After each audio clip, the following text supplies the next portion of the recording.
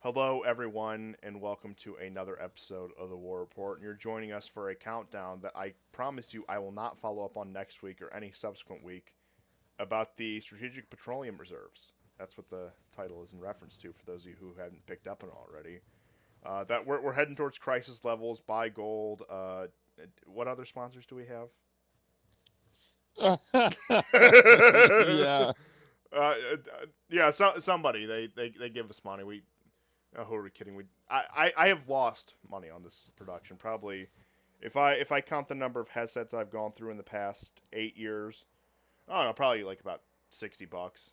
And then if you count my computer, like we're a few $100 in the hole. But I mean I use that for a lot of other stuff, so I wouldn't necessarily consider that an expense towards this. It's just so I just so happen to use my computer to do this. I could do this on the old laptop, which I'm sure all of you remember very fondly from the very low quality the days of this show. But that's neither here nor there. Now, Mm. some of you will rejoice in what I'm about to say. Some of you will weep and start pounding on the ground and throwing a fit. But our minutia minute's gonna be a little truncated this week. Yes. Yes, because Weeb Union is the channel is still up. I don't know if only members can access it. I mean, for any new material, maybe you have to follow him on Substack. But he did say that for the time being, he's not going to make any new videos. He will perhaps later. It's just as a business, there's no Weeb Union anymore. He is currently looking for employment in some other field because it just didn't bring in the kind of revenue he was hoping. He quite right because he tried for 3 years. It was a daily grind. You notice that this year there was a fall off. We had fewer and fewer maps. Um, and now really I don't have any maps. I have just a few maps. We are back to South Front ugly maps. We've And come full circle. We are covering the Syrian civil war. The offensive on Idlib is imminent. I will eat my hat if Assad does not take Idlib by the end of the year.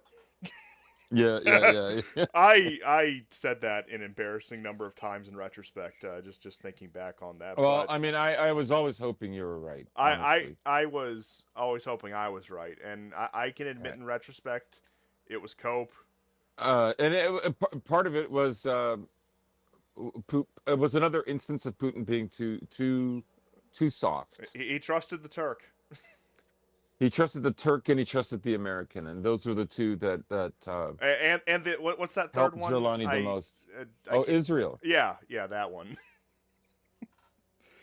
Yeah, but now we live in the age of Jelani. So But in walks a Jew, a Turk, and an Anglo. I don't like where this is going. Wait, no, Yeah. it's Boris Johnson. Yes. Yeah, Trump is technically not an Anglo, but Yeah, close enough. close enough. Yeah. Yeah, but it's Boris Johnson. You look at the what a cursed man. I could go on about that. But I will say in regard to our minutia minute, I think this whole Weeb Union thing proves that the only profitable way to do this is to either be a paid agent of the Ukrainian state or hide out in Belarus and denounce all violence everywhere. Yes. Yeah, his I find his colors also for the maps too just too garish. Like I can't use them. Well, I promise by next show we'll have some kind of a we'll, solution. we'll do it ourselves if we have to. Yeah. I mean, maybe Syriac maps his aren't too bad. Though they're a They're tolerable not color too bad. scheme. Yeah. But we can actually stop filibustering and look at the very few Yes. maps we do have if you are ready. Yes, and I'll fill you guys in with some other details in some of the other areas of the front line. So, but why don't we begin with an obscure part with that's recent at least, the military situation in Liman. You can see that the Russians have the bottom part of Liman partly encircled. It's been that way for a long time. Notice the yellow outline. Those are some small gains that the Russians made getting closer to the city. The Russians have actually from this direction into this city, but as you can see, there's a blue salient right above this yellow, and the town of Stavky was recently recaptured by the Ukrainians. So Liman is not a place where things have been advancing very quickly. On the other hand, with Kupiansk, the Russians have continued to consolidate some of their gains south of on the immediate outskirts of Kupiansk, like Podoli, west of Podoli, south of Kupiansk, the city proper. The majority of the western side of Kupiansk is still controlled by the Ukrainians. The Russians control a large salient in the northern part, and you can see that the Russians are moving further towards the Oskol River. That's what those yellow gains represent.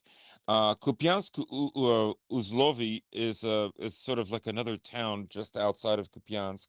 It's directly below the yellow that you see.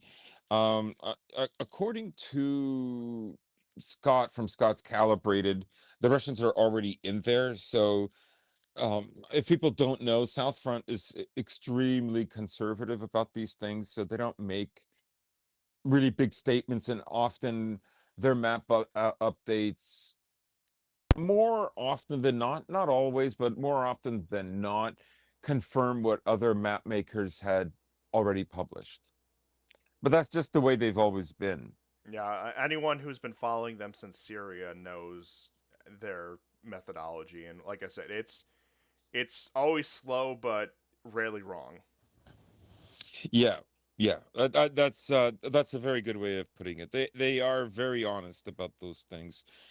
Now, if you the next slide after Kupiansk, the third one in this trio of South Front maps is also from the 7th, and it is the Russian incursion into Konstantinovka. Konstantinovka right now is in trouble. This is a city that is going to fall unless Ukraine has a vast reserve and they can push back sometime in the near future or now to turn the tide in Konstantinovka, an area that the Russians are focusing on more than any other, with maybe the exception of Gulyapolye. This is it. This would be the opportune time for Ukraine to mount a counterattack. But so far, it has not come. And you see the map as it is now. The Russians recently captured the industrial zone in Konstantinovka. This, of course, only solidifies their position there even more strongly than previously. They had some apartment building complexes, but most of the stuff that they controlled, particularly in the eastern part of the city, were residential houses. Um, if you go to the next map, it gives you a better idea. This is from Scott's Calibrated. His maps tend to look something more like AMK mapping and some of the other ones. So the blue that you see is a pocket of Ukrainian soldiers that are trapped in the southwestern pocket of the town. We've seen this played out over and over again. We saw it in Bakhmut, Chasiv Yar. We saw it in Avdiivka. We even saw it in Pokrovsk, and it's and Velika Novoselivka. But we're seeing it again in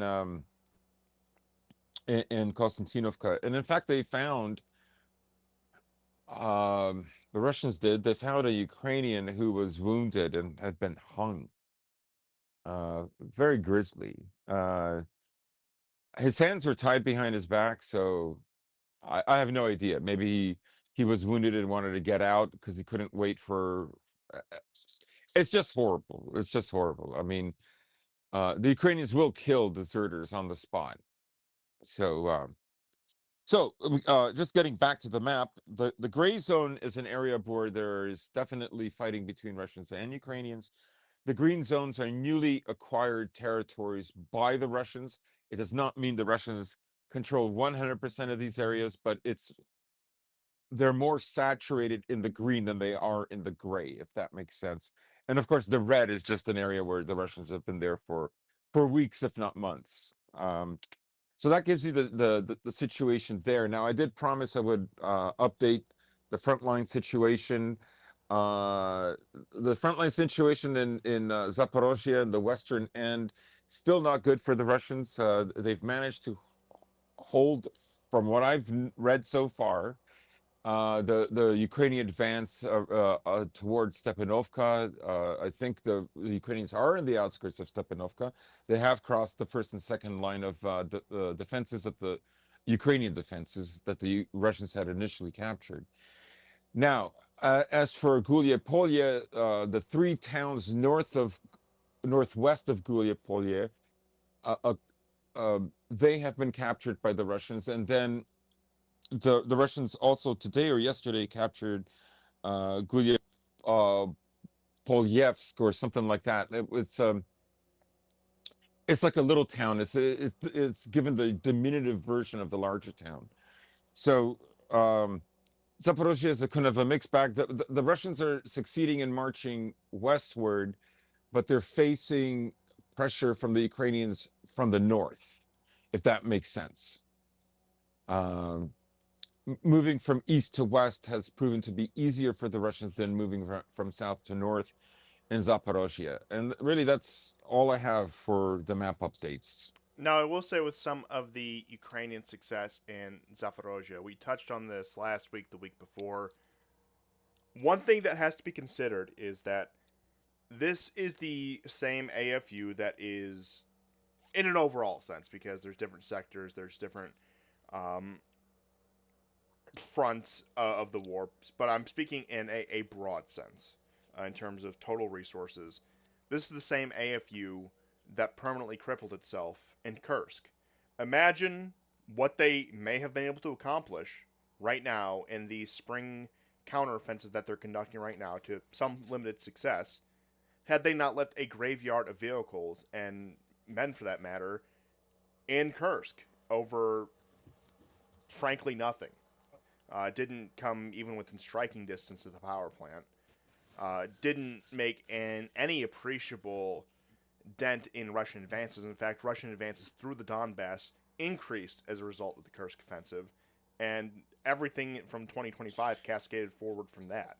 And just now, it seems, in the early phases of 2026, had they regained their footing enough to actually mount some sort of counteroffensive against the Russians, mount some sort of dynamic warfare, because throughout 2025, especially with the big question mark of what American aid is going to look like. Now, I don't think there was any doubt on our end what the result of that was going to be, but when the strategic planners, both in Kiev and in Brussels and even in Washington, looked at this, yeah, it looked like a much more desperate situation. Now, I'll get into some of the stuff about Konstantinovka, the European responses, and Zelensky's most recent comments to get a gauge of what the overall reaction is. But point being is, the meaning of these counteroffensives for the Ukrainians are blunted because they have a fraction of what they could have had in order to conduct these. And I'm not saying that had they not gone into Kursk, this would have been a major success, that the tide of the war would have been turned. Nothing like that. But point being is they could make this a lot more painful for the Russians than it already is, which, if you look at it just objectively speaking, that should have been Ukraine's strategy from day one. Make the Russians bleed for every inch of land. You're not going to hold them back. You're probably not going to push back in any real appreciable way. But your role in this war, if you are choosing to fight it, which looks like they are, is to grind the Russians. That's what their Western backers told them. In fact, they quite callously said that uh, you're a human shield until pretty much we can go to war with Russia. But so far, we've had things like the 2023 counteroffensive, Kursk, and a lot of these, I guess what you'd call PR offensives, and one might consider this most recent bout of counteroffensives part of that, even though the Western media and politicians are focusing less on it. However, there has been some uptick in Ukraine coping lately over these. And like I said, it's not unfounded on anything because these are objectively successes. But once again, in terms of the overall strategic picture, it's questionable what it's actually accomplishing. Right. I will say, conservatively speaking, the Russians will have Konstantinovka before the end of July. It may even happen sooner. That's how much progress has happened over the last 3 or 4 days. Um, Kupiansk is still moving slowly, but in Russia's direction. And all the drone operators that were in Kupiansk that haven't been killed yet were already removed 2 days ago. So, and to go back about the Ukrainian counteroffensives and offensives, I would say the Zaporozhye counteroffensive in 2023 was the last real counteroffensive. The reason I don't think that Kursk, and it's not for um, technical reasons, I'm not trying to play word games by saying the incursion into Kursk was technically an offensive, not a counteroffensive. I don't really care about that. What I'm trying to imply get to is 2023 had an objection, an object that they had to, a goal, an objective goal that could have been reached, and that was to sever Zaporozhye in two and make logistics impossible. After they'd pushed the Russians off from the west side of the Dnieper,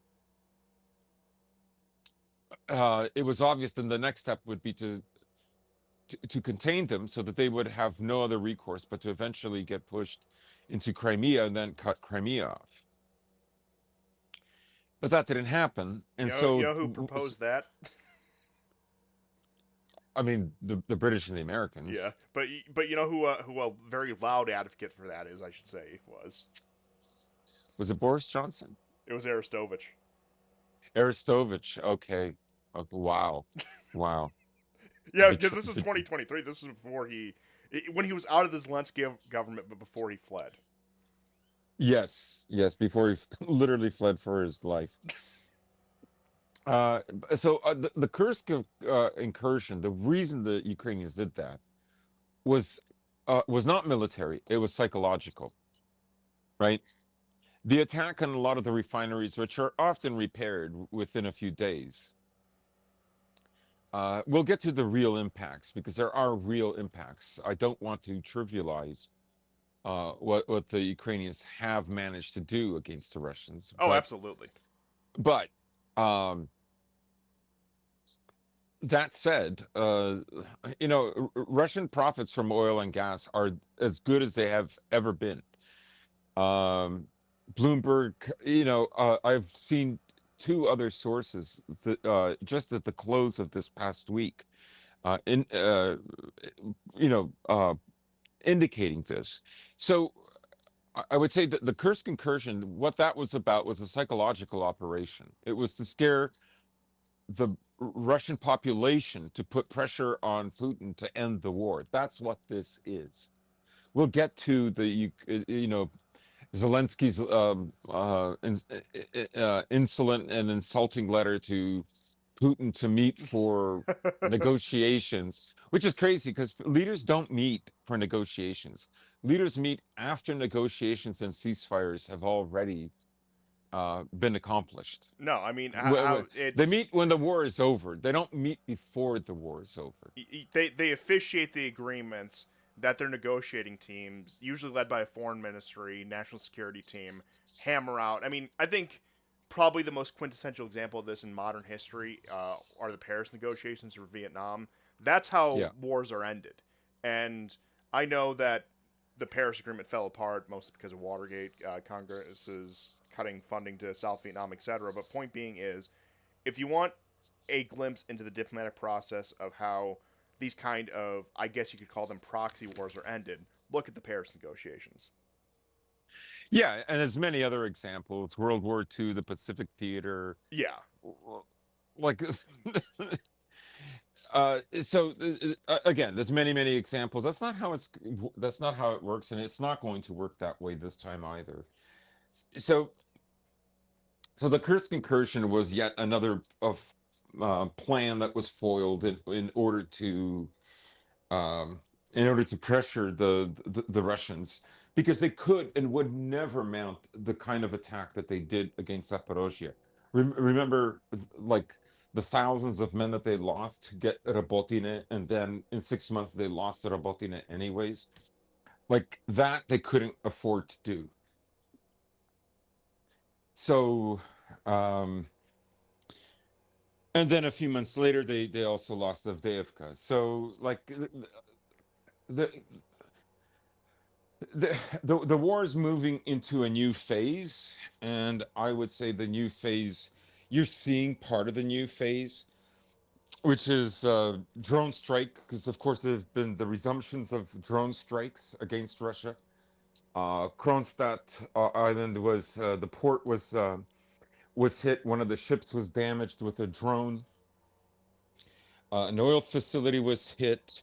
Um, uh, amongst of other areas, a Yes, and that was in the refinery. lead up to the economic forum, which has been Yes, something that Putin has thrown a lot of his weight behind since before the war, but especially since the war has broken out.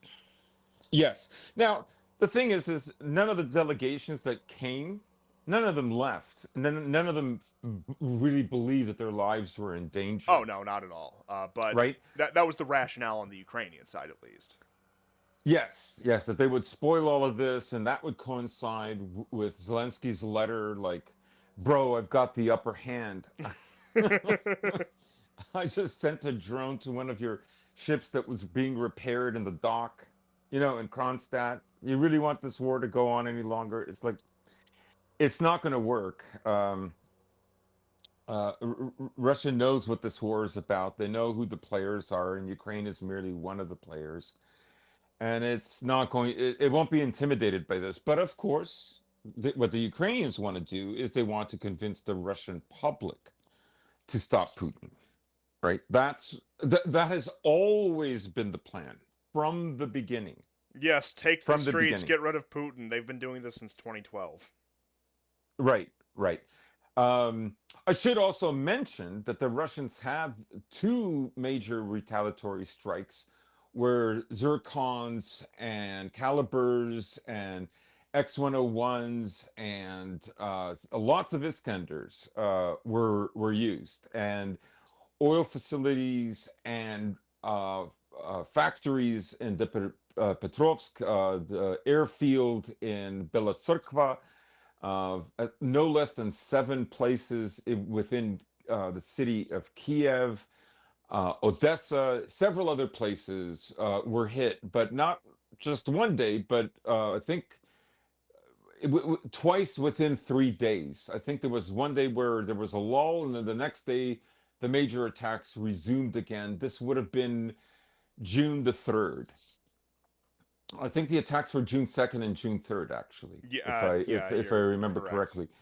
And then Ukraine started doing some counterattacks on the 4th and the 6th. So, this is back and forth. But if I had to look at like devastation, um, it's still not equal. Now, there's a certain pattern that the Ukrainians always do when they're about to lose another city to the Russians, and that is they will target civilian infrastructure and civilians.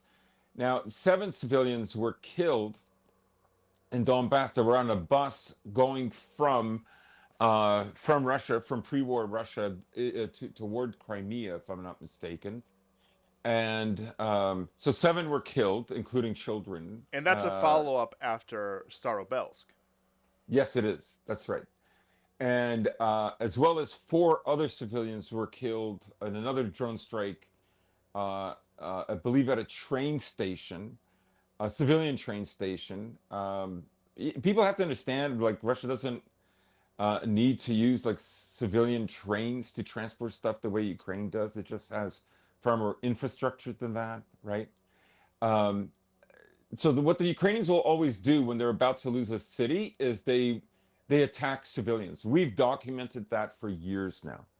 And this goes back all the way to 2014. This is Yeah, yeah, the beginning of the Donbass War. We started the show in 2018, and we've talked about both the historical context of it and the flare ups leading up to this actual 2022 war as well. So Yeah. there's really no denying this. The Koper years has been the Donbass has bombed themselves. The Russians are bombing their own civilians, et cetera, et cetera, et cetera. Right, right, right. When it's the Ukrainians who both are adamant that this land is Ukrainian land under occupation, we're coming to free you, but you're also all traitors, so we're going to treat you as the enemy.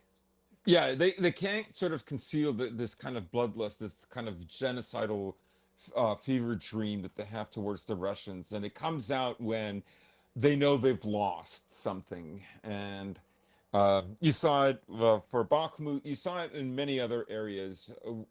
When they lose a city, they always will attack civilians. And remember that they killed well over 150 civilians, raped women in Kursk, and even the New York Times published that, and a French newspaper. Well, I'll So never forget when the Kursk offensive first happened. That was around one of the times you had to step out, and I was doing the show alone.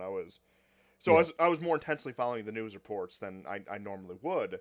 The first story that I heard a day after the Kursk offense, because I think that was launched on either August 5th or August 6th, 2024. The point being that first week of August 2024.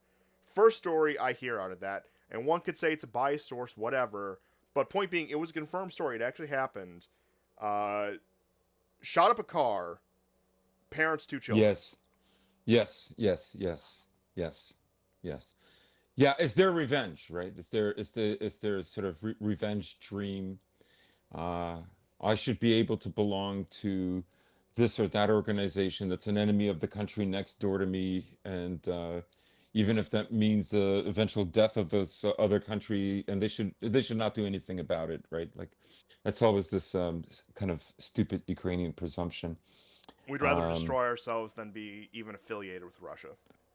right, right, right, right. If yeah, um, that kind of stuff is happening again, and I have a feeling that it's because of Konstantinovka. Konstantinovka is that city that makes the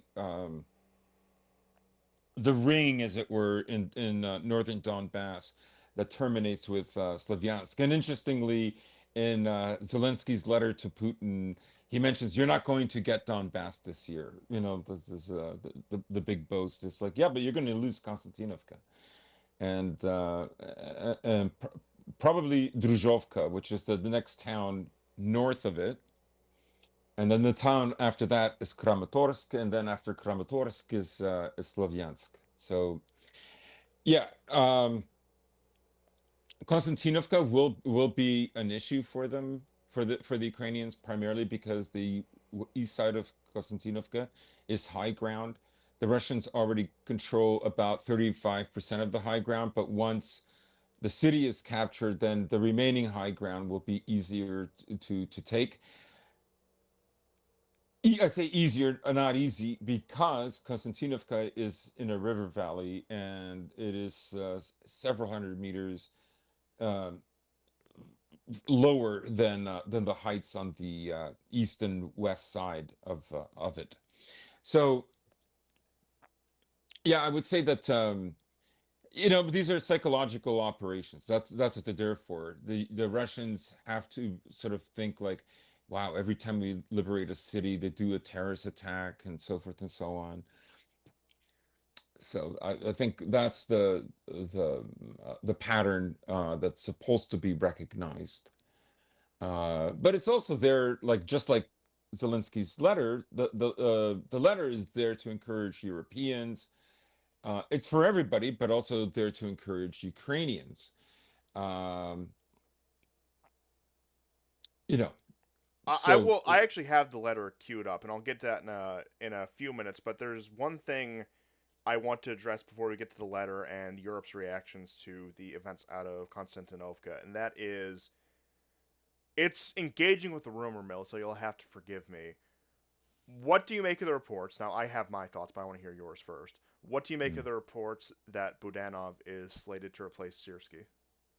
yeah, so I've heard about this, right? And as people know, Budanov was a special forces officer. He never controlled like as far as I know, anything even bigger than a battalion. It was smaller than that. It's definitely not nothing like the size of a regiment or a company or like, well, maybe a company. Um, that said, he was never he was a special operations officer. Like his claim to fame is uh, just after 2014. I don't exactly remember when. It could have been 2015 or 16. He was part of a commando unit that wanted to land on Crimea. It got shot out of the water. Almost all of them were killed or drowned, and he managed to swim to safety in that part of the northern part of the Black Sea. So now that area that he swam to for safety, that area is controlled by Russia now. Um, but he did swim quite a distance. Now he's the guy who coordinates with the British and sometimes the Americans to do terrorist attacks. That's Budanov. So that's an indicator uh, that the war might be going on a different footing. The other sort of thing that's kind of interesting about Budanov is that this week he made a statement that the war has to end by winter. Now, he has made similar claims like this in the past. So I don't know, like, I remember him saying something like that last year or the year before. In 6 months we have to do this. I don't know his reasons for saying these things, but him replacing Sierski,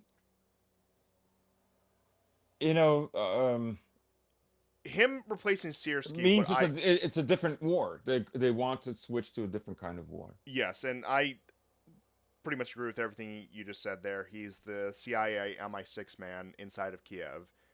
He is their wing. He's not the Pentagon's man. He's not any of these other competing rival factions who may want to conduct the war in a different manner. They all want to conduct the war, don't get me wrong.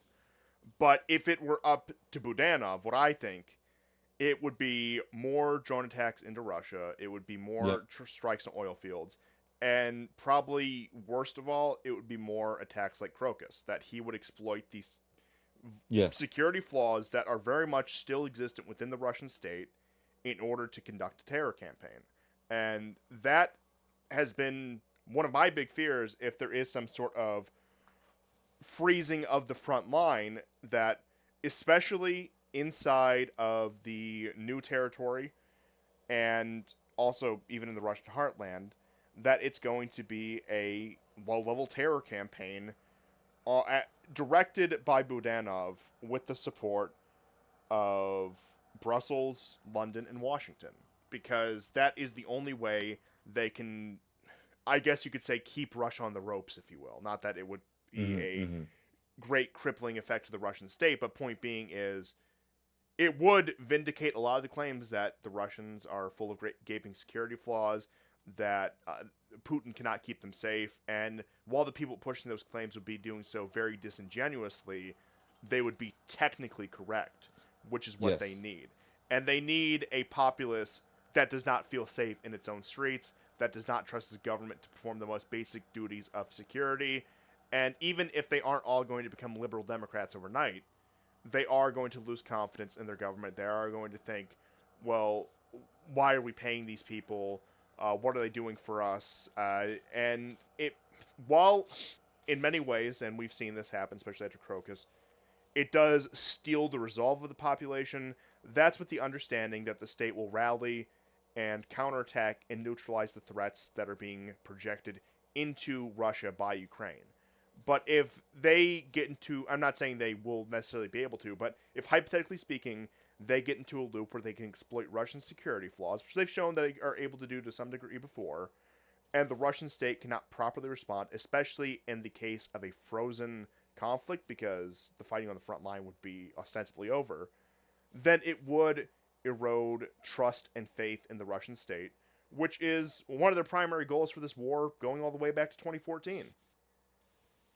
Well, let's put it this way: when the troubles in Ireland were finally put to rest, did Britain leave Northern Ireland? Absolutely Right? not. Because I mean they nearly killed the Queen. They killed Lord Mountbatten. Um, like in many ways, they were far more successful than the Ukrainians, right?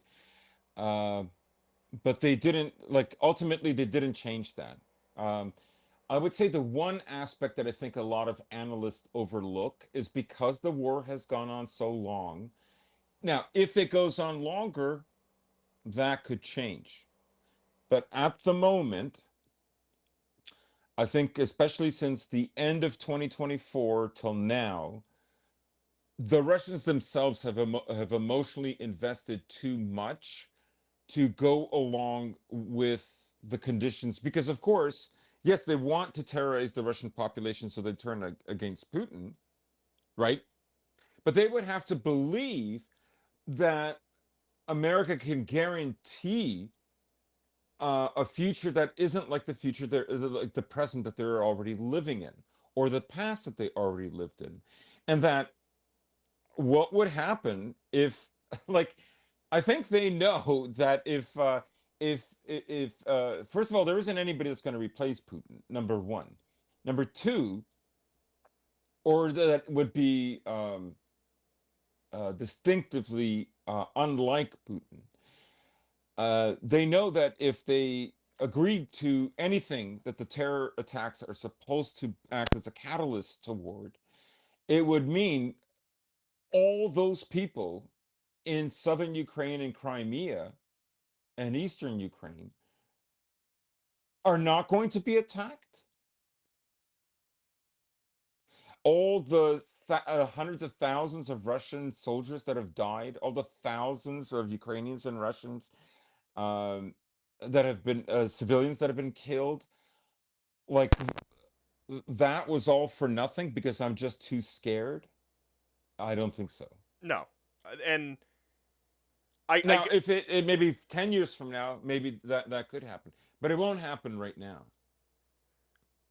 and I guess you could say that is, if one wants to put it this way, a saving grace of that war is that it did bring these questions to the forefront, and that people are not going to just want to surrender in hopes of some sort of appeasement. And I I don't know what would have to happen, but it would have to be severe for some sort of chain of events to have the Russian people accept an agreement that would undo or freeze the gains of this war.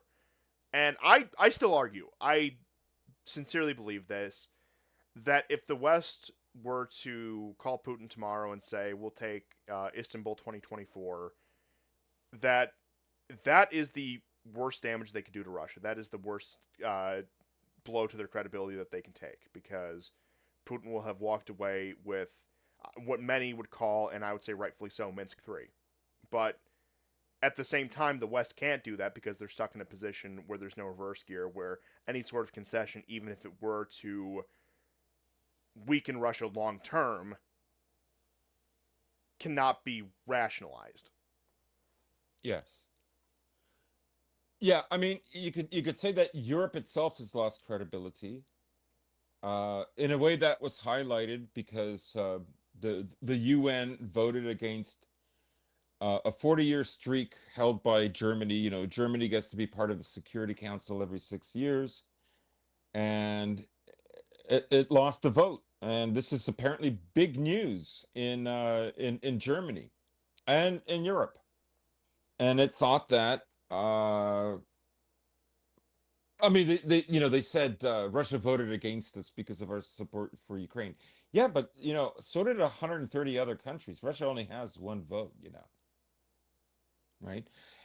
And I guess what I'm getting at is they're well aware that outside of Europe, nobody's siding with Ukraine except for America, Canada, and probably Australia and Europe. The rest of the world is not on Ukraine's side. Yeah, and even like the Japanese, they're They're very not on, they're and very frankly, half-hearted they're about not it. on they're not on Germany's side. Even though Merz temporarily stopped military aid for Israel.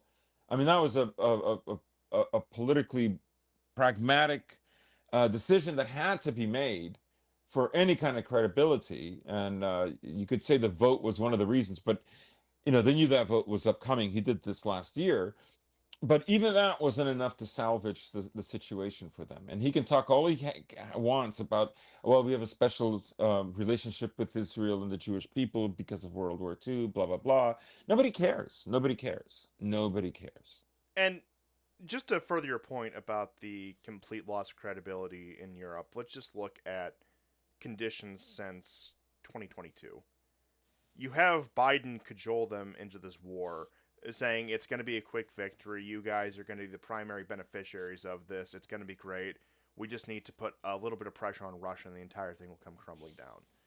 We get to 2024, that hasn't happened. We have another election. Biden has completely disgraced himself. He is practically a ghost in his own White House. Trump comes back in, and he starts almost immediately, beginning of his first term, saber rattling about Greenland, because that happened even before the most recent bout this year in 2026. And then he has the blow up with Zelensky. But the entire time, the Europeans are talking out of both sides of their mouth, saying, we support Ukraine, blah, blah, blah. But they're also quaking in their boots because Trump is acting belligerent, and they realize they're American vassals. They have no one else to appeal to. We can play coy with China, but why would the Chinese trust us after everything that we've done with Russian frozen assets, just for one of many examples? And not that I think Europe would ever seriously defect to China. It's insane to think that was even in the realm of possibility. Mm-hmm. But Mm-hmm. just to continue on that point, that all culminates in, while very insignificant in isolation, I think is very symbolically important, represents the American-European relationship. That all culminates in the Daddy Trump comment by Mark Rutte. And Yeah. he's not German, he's Dutch, but he's head of NATO, and we're supposed to take this seriously. You have Friedrich Merz, who has this foaming at the mouth position against Russia, but at the same time is playing nice with Trump and doing all the ceremonial and symbolic gifts when he shows up in Washington, trying to talk him gently, like, oh, Donald, aren't you such a great guy?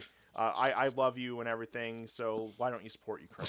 So it's this entire thing where they take this hard line talking about how we need strategic autonomy from the Americans, but even the great Emmanuel Macron goes there and grovels before the President of the United States. And if you're the rest of the world, if you're any middle power looking at this, if you're Turkey, if you're India, if you're Pakistan, if you're China, even for that case, or even some of these players in Africa that have a little bit of economic weight behind them, and that's also not to mention, say, Brazil or any of the Latin American countries, they look at Europe and they see puppets on a string, and they're looking at reality. And one can love or hate the list of countries I just mentioned. That's not the point. Point is that these are countries with weight to throw around the world. They're not superpowers. They're not great powers by any means, but they are still powerful in their own right. They still have an influence on the direction of global And they're politics. wealthy. Yes, they're wealthy in an overall sense, and you can debate about standards of living, blah blah blah. But point being is they have economic weight to throw around on the world stage, and that's what matters.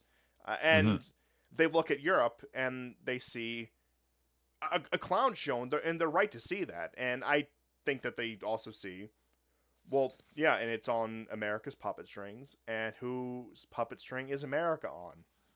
I wonder where that question leads us to. Yes, yes.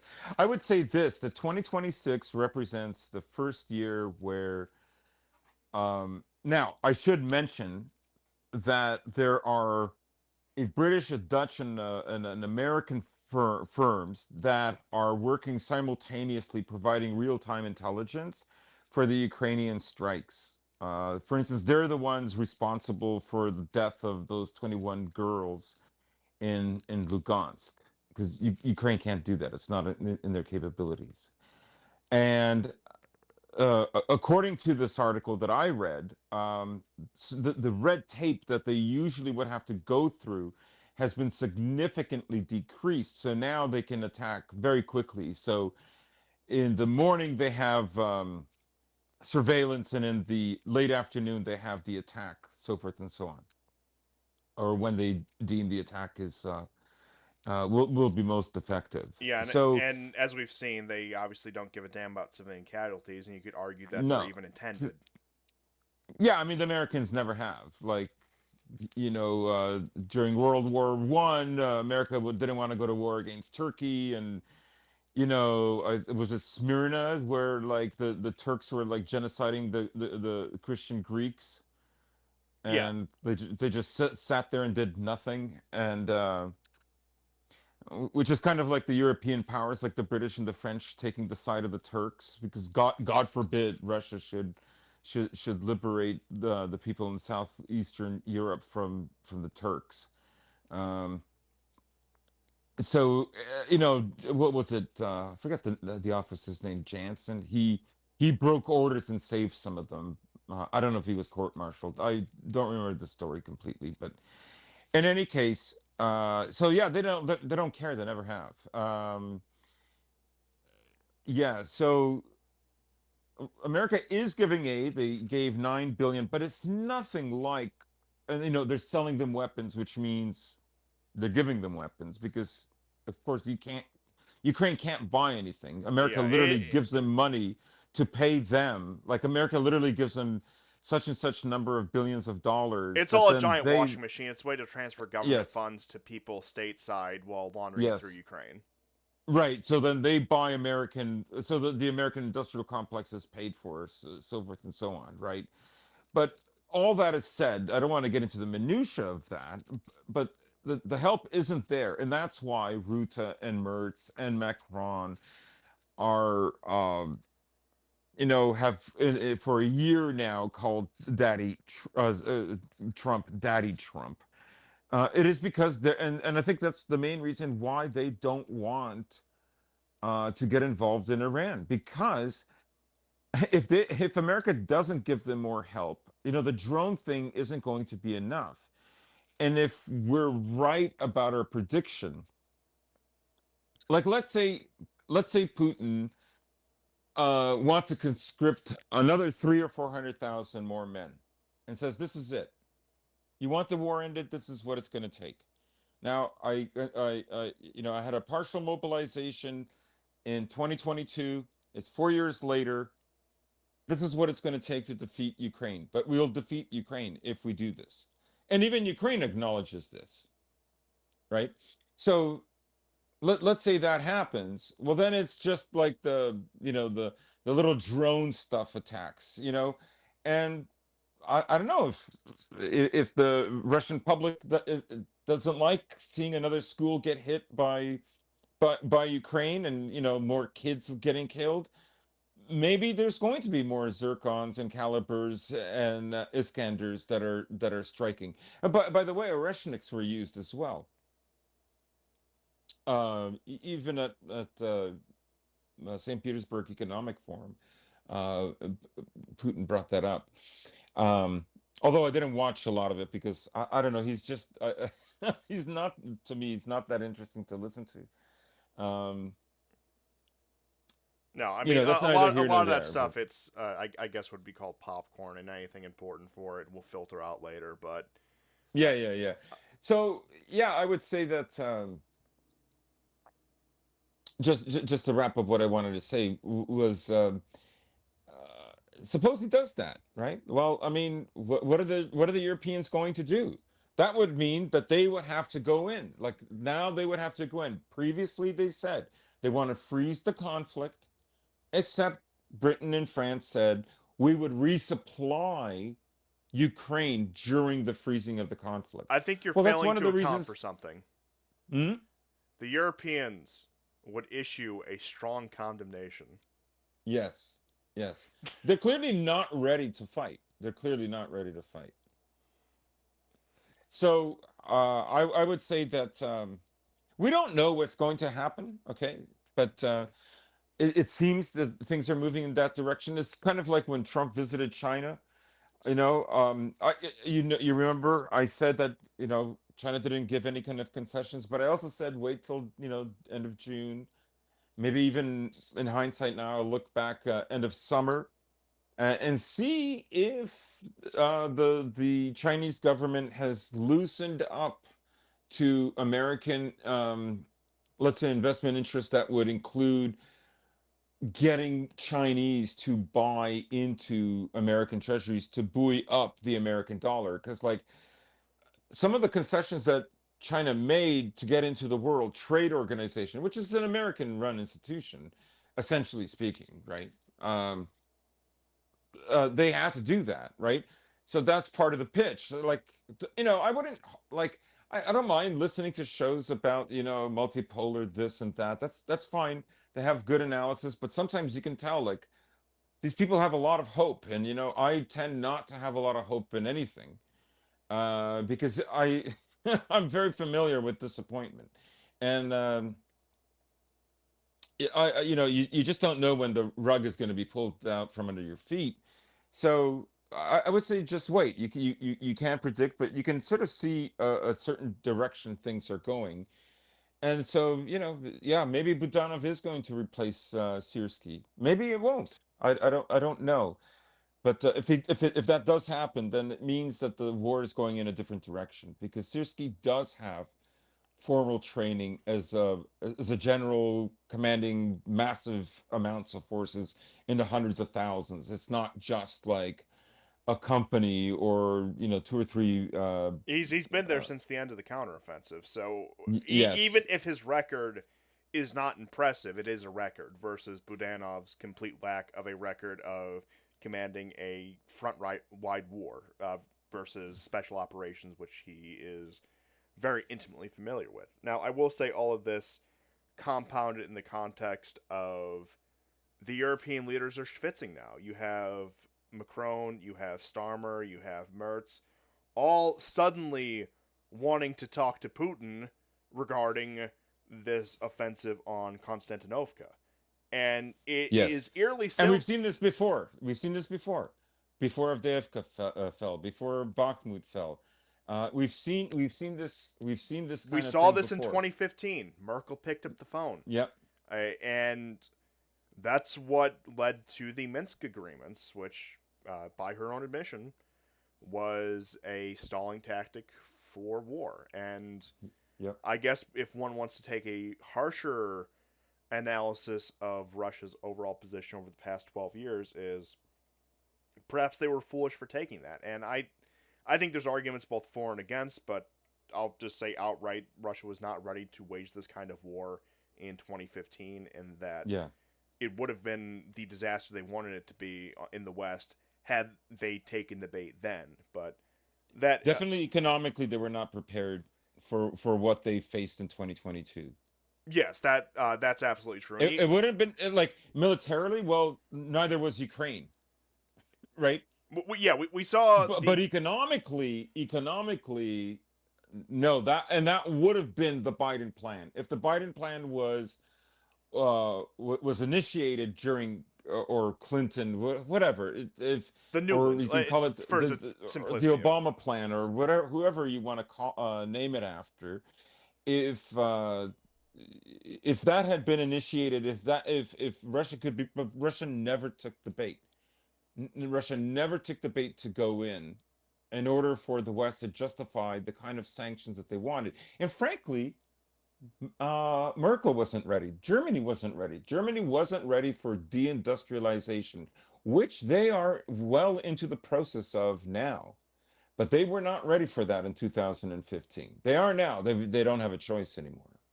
It's a foregone conclusion. What's done is done. The German industrial sector is not coming back, barring a miracle of reconciliation between Europe and Russia, which is simply not coming. No, because America will never tolerate that. And America cannot tolerate like a powerful Europe. It hates Europe. and to further that point, you listen to Putin's most recent statements. This is somebody speaking with a fundamental sense of betrayal from the Europeans.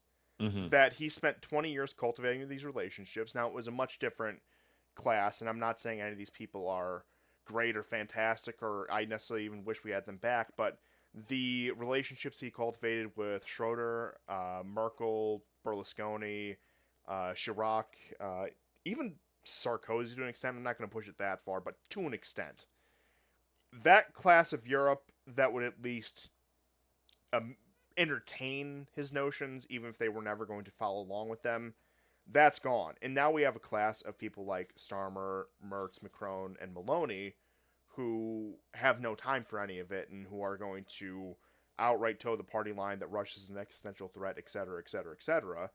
And he gets up there and I think rightfully says that I've tried for 20 years with you people.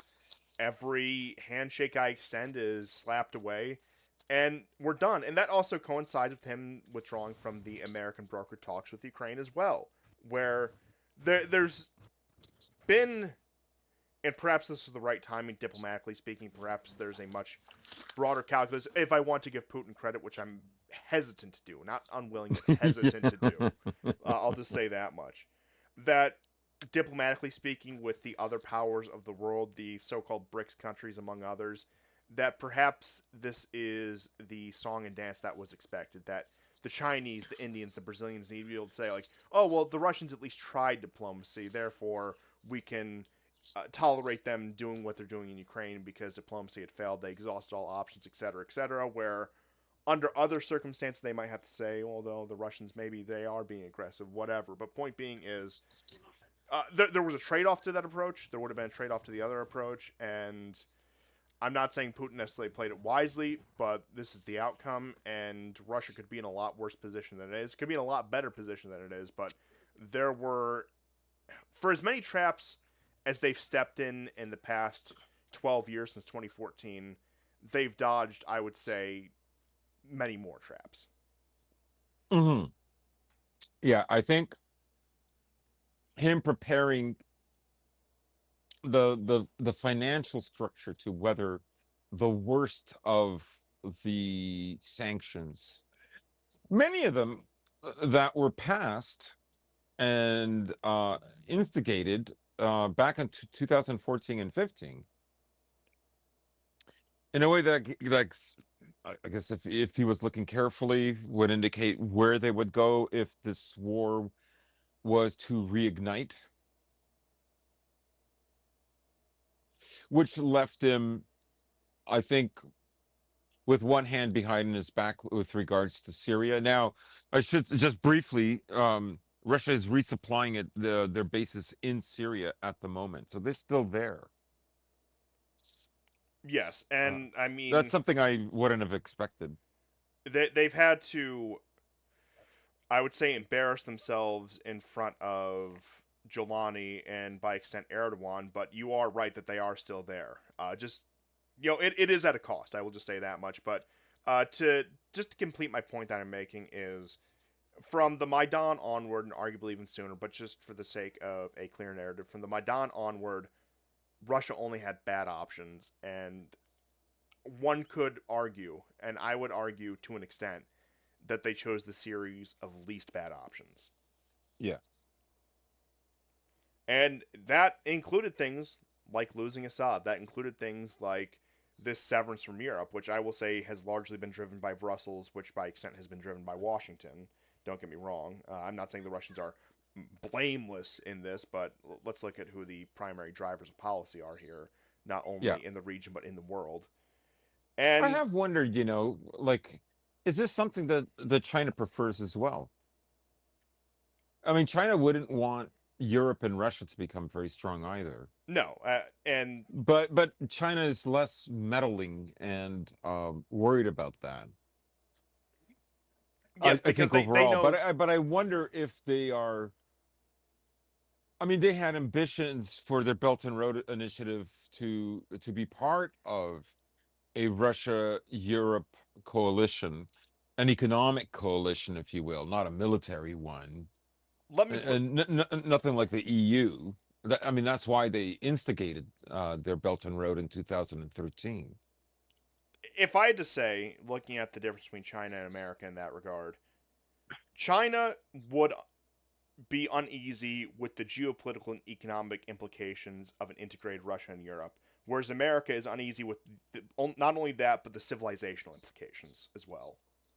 Right. If the integration of Russia and Europe was at the expense of China, yes. But I think See, I'm just trying to Yes, but figure at figure the same figure this time, out in real time. at the same time, the Chinese they could put their foot in the door economically, and they could turn a loss into a win that way.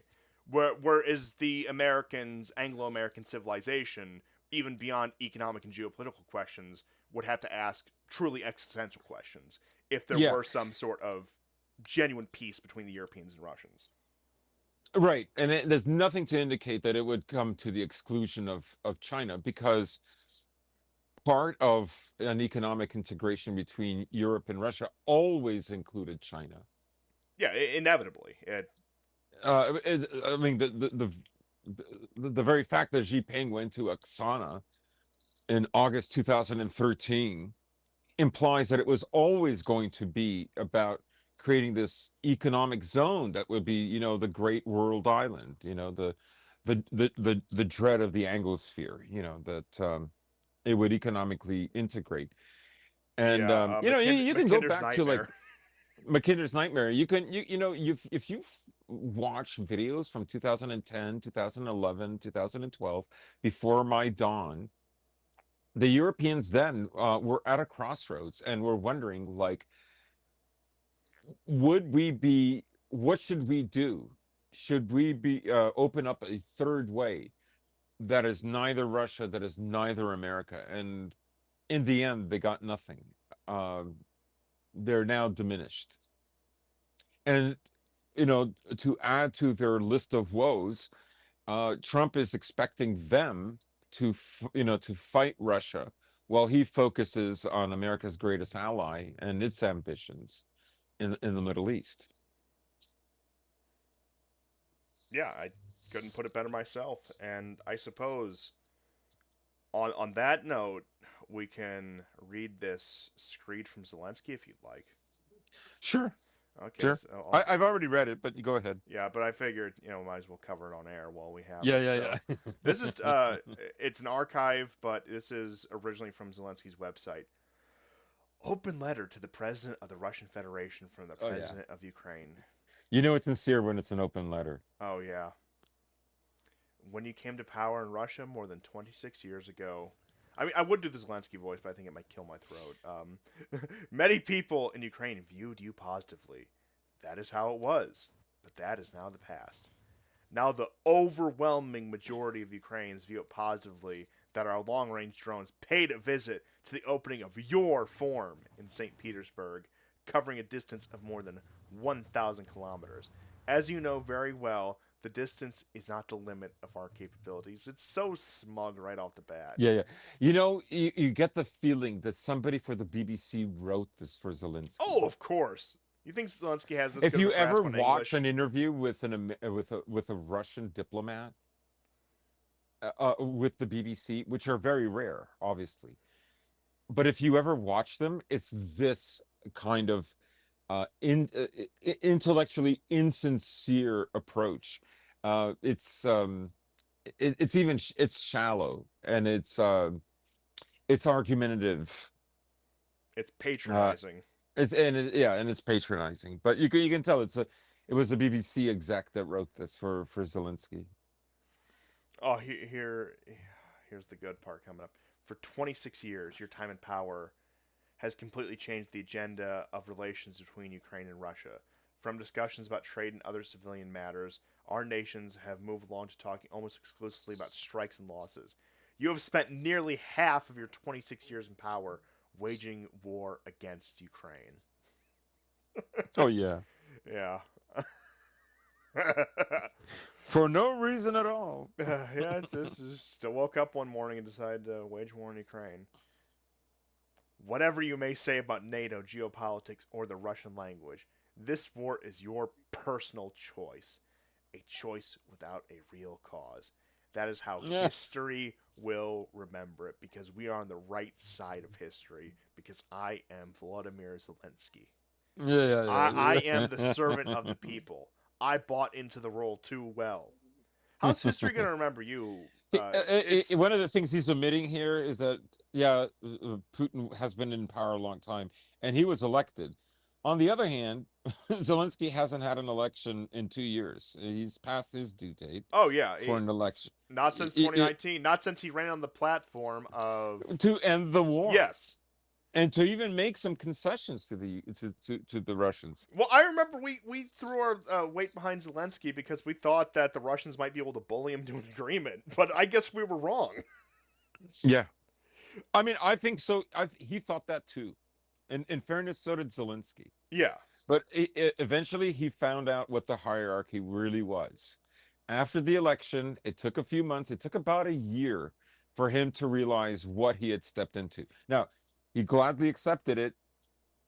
He gladly accepted the role, but that is not what he was thinking in his campaign. And he overwhelmingly destroyed Poroshenko. Oh yeah. And because his platform was to end the war. That was not Poroshenko's platform. Yeah, I mean, let's look at Zelensky's original backers. It was the Dnipro clan. They were the people who wanted to reestablish relations with Russia, if for nothing else than their own business portfolios. And that was why I thought that Zelensky might have some degree of success in that regard, because the Ukrainian oligarchs are getting nervous, they're losing money, and they want to reopen access to the Russian markets. I never thought it was some sort of sincere act of brotherhood, don't get me wrong.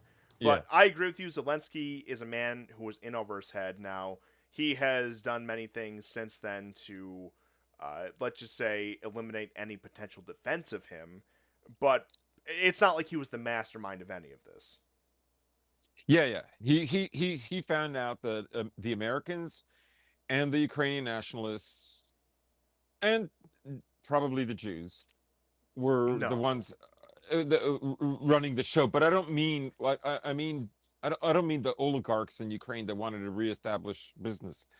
I meant the ones in America, Oh, yeah, yeah, the Newlands of the world. the Newlands of the world. Exactly, The ones who that's what I still was not getting gotten at. over the pogroms, if we're just being blunt about it. But to continue, those years could have been very different. Or I'm sorry, as Zelensky would say, very different. uh, I still, in this might be to my shame, I still laugh at the Trump versus Zelensky thing every once in a while and think about what it would have been. Uh, we often hear that you're comfortable with this war, of course. Though not in those cases when you come to the security of your residence in Valdai or your parade in Moscow. Your own life is valuable to you. Yeah, he was very safe in Valdai when you attacked it. Whatever. Yeah, he's threatening his life. Yeah, That's what he's doing. but now we can see that Russians are finally becoming less comfortable with this reality, and with the fact that the war's bringing Yeah, more they and want to more nuke negative. you. Yeah, the only thing you've done is steal the resolve. You took Russia from a what could be said as passive support of this war among the populace to a much more active support of this war among the populace. I'll always tell this personal anecdote from this Russian guy I was talking to. He was saying that, he had this aunt who was from, I think, St. Petersburg, always very liberal, at least by Russian standards, never liked Putin, blah, blah, blah. Not as far as like a Navalnyite, but somebody who was from the, I guess you could say, liberal opposition, who after, I think, the 2023 counteroffensive and some of the initial strikes into Russia, was volunteering to send aid packages or prepare aid packages for frontline soldiers. Like it was an overnight thing. And that's probably just one of many examples. I'm not saying that's some study of the entirety of the Russian population, but I do think that is a very interesting one-off case that probably has a lot of similar stories throughout the country. But to continue on that, Yeah. Continue.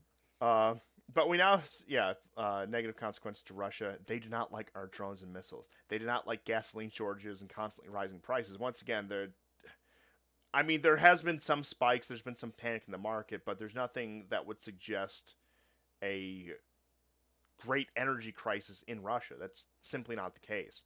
They do not like constant restrictions that your attacks are imposing on them, and they just view you as a nuisance and a pest that they want to flatten at this point. They do not like your intention to launch a second wave of mobilization in order to expand the war into another direction in Ukraine, or to use against other countries neighboring Russia. What are they talking about? A Baltic states campaign? Are they talking about a Caucasian campaign? Is Belarus going to be reintegrated by force? What's the implication there? But they do not like the fact that there is no end in sight to your war. Yes, you can still force Russians to exist this way, but your resources are shrinking significantly. And yours? You will not have enough money or political capital to keep buying the loyalty of Russians the way you have for the past 26 years. And look, you can relitigate Putin's record as much as you want. That's completely fair to do. But you're telling me that a man who oversaw the economic revitalization of Russia to the point where it's a functional country that has, That's partly why this war is happening. yeah, That's why is he brought stability and prosperity back. That's why this war is being fought. I mean, that echoes something we read in the Soros article last episode. Yep. A revitalized Russia economically and nationally. And I wouldn't say either of those are to the point they need to be, but it's a lot better than it was in 1992. But I'll continue on that point. And we will do everything we can to ensure the world helps bring that moment closer. You, the Americans, and a handful of European countries that actually have weight to throw around and not just statelets in the Baltic or Central Europe. I mean, what's the coalition here? What's the coalition of the willing? I mean, the Americans are fleecing you to sell you weapons, which, I mean, of course, you pay for with their money in the first place. As we said, it's all money laundering. But it's not the relationship of a completely unconditional ally supporting another's quote-unquote fight for freedom. No, you are being sacrificed. They say you're being sacrificed.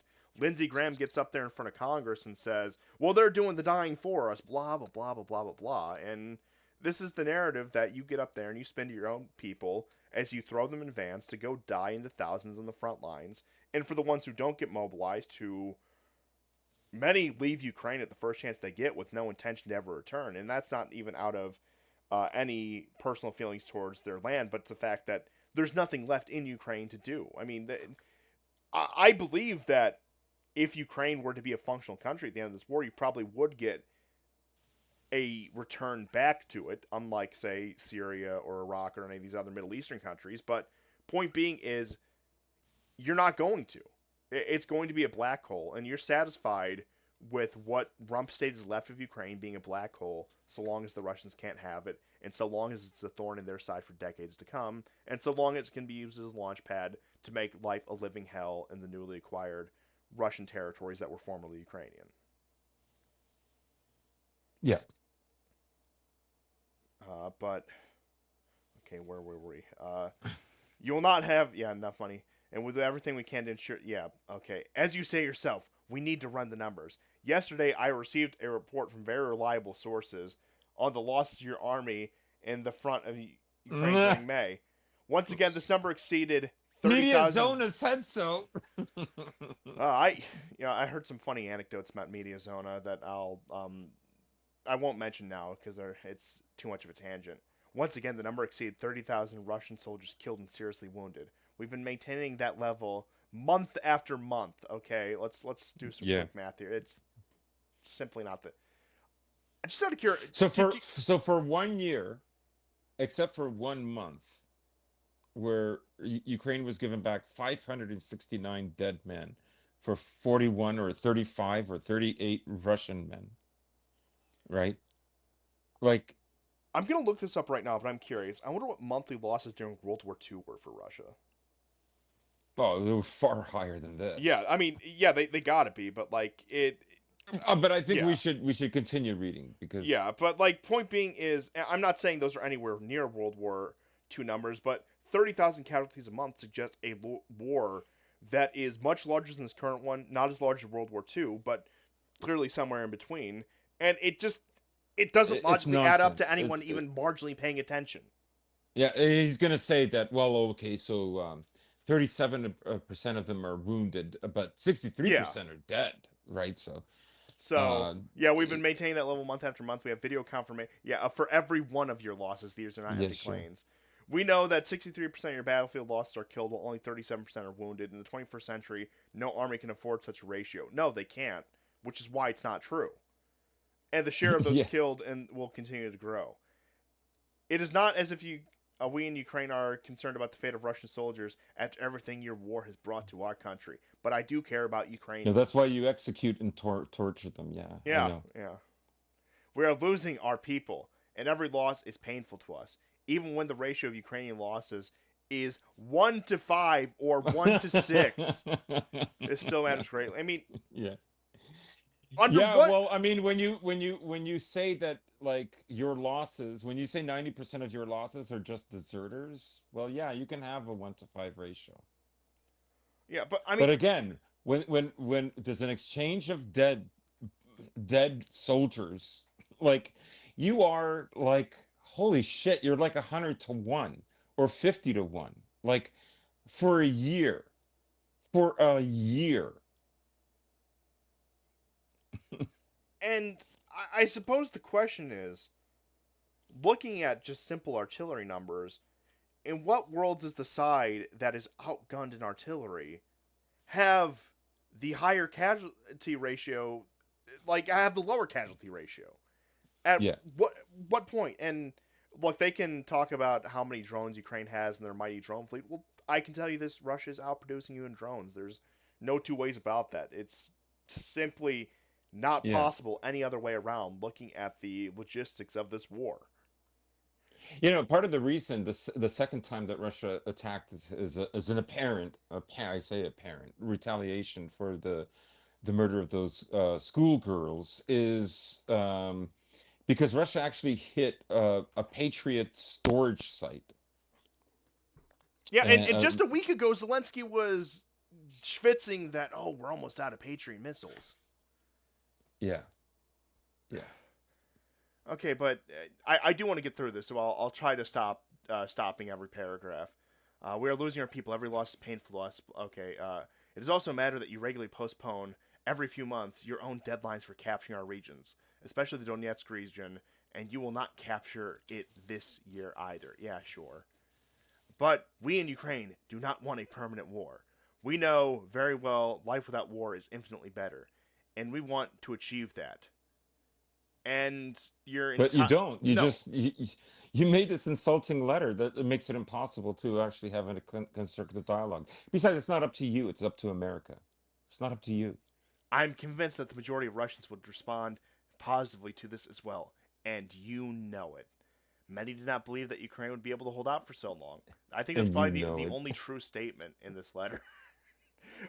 You did not believe it, and all those who advised you did not believe it either. That was a mistake. You did not expect full scale resistance from Ukraine, and you did not foresee that things would go this far. Yet here we all are in the fifth year of this full scale war that you agreed to end before Boris Johnson talked you out of it. Do not be afraid to take the path out of this war.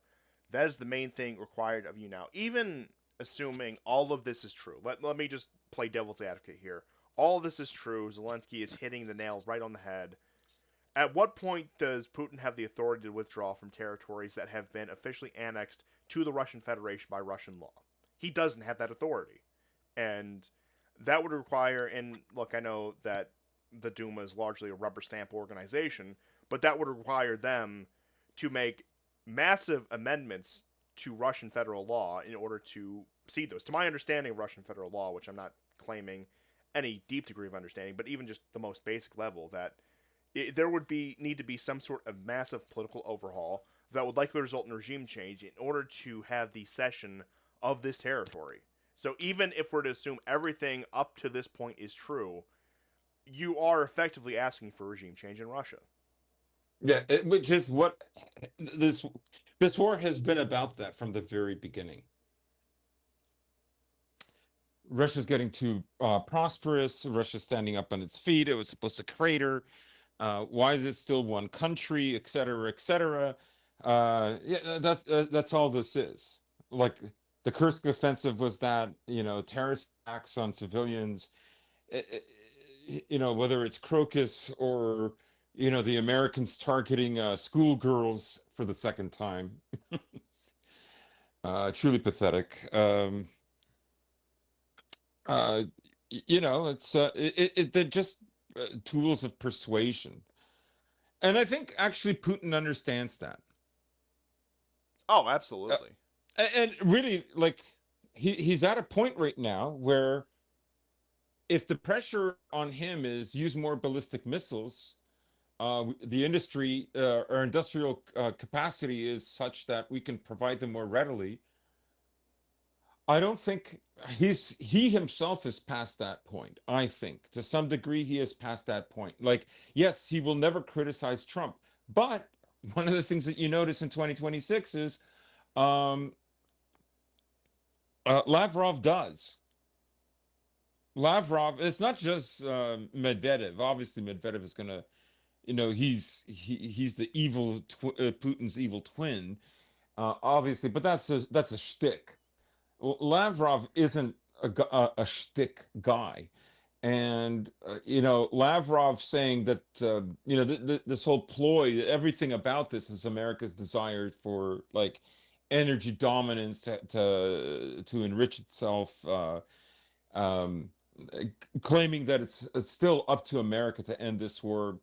It doesn't matter what Putin says. Putin believes technically Trump is his equal, so he's going to be respectful. But And I mean, his it's foreign not like minister, he his foreign was. minister is not going to talk that way. And I would say pay more attention to the foreign minister.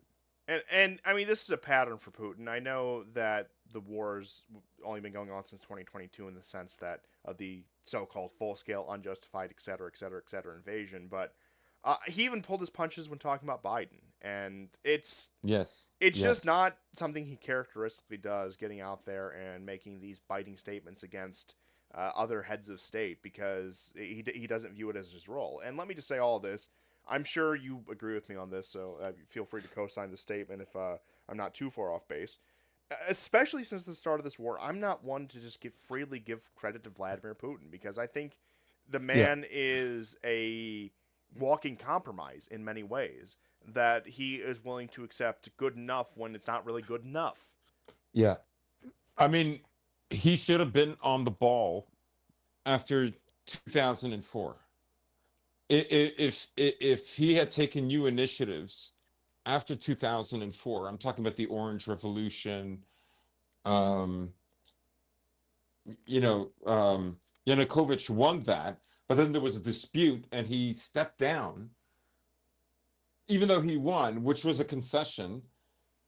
And of course, there was another election and he won it, and now you couldn't argue. So that was a fair fight. He was the bigger man, and he proved at that time that the election wasn't rigged, um, and he was the legitimate president of Ukraine, right? Yeah. No one else would have gone that far. Now No let one. me just say, Yanukovych also screwed himself by playing this 1 foot in, 1 foot out game rather than Yes, committing to a yes, position.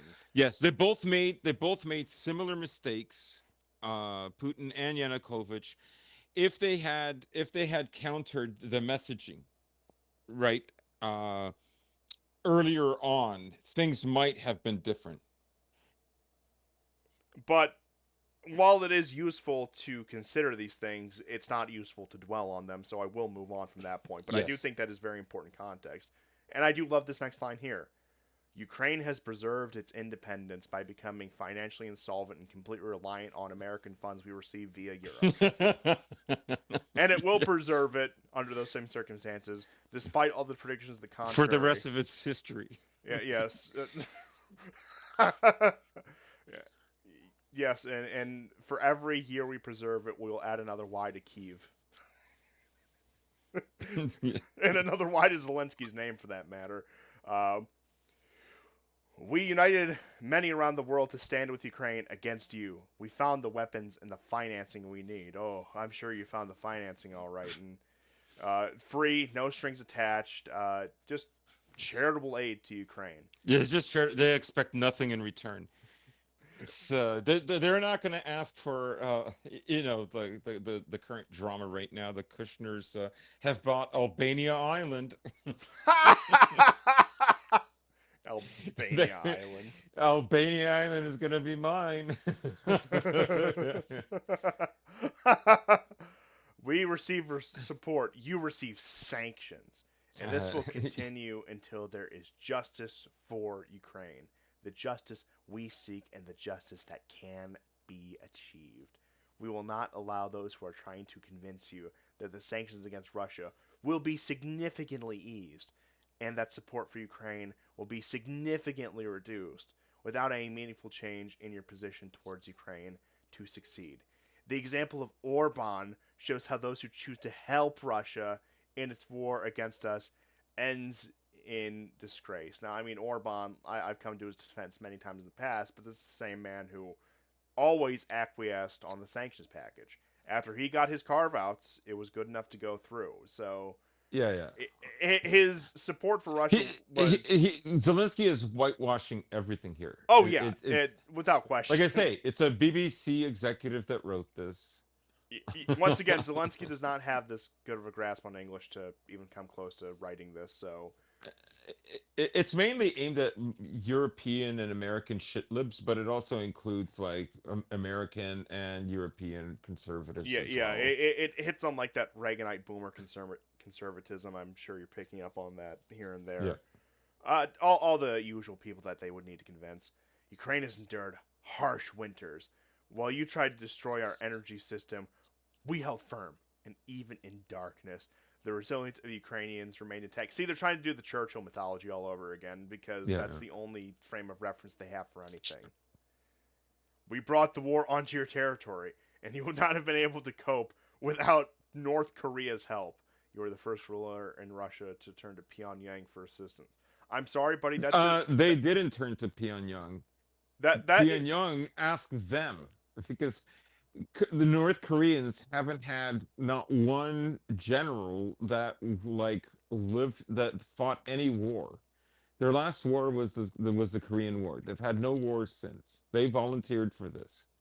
And yeah, they were effective in pushing you out of Kursk. Yes, this is Eurasia Rising. Yeah, I know.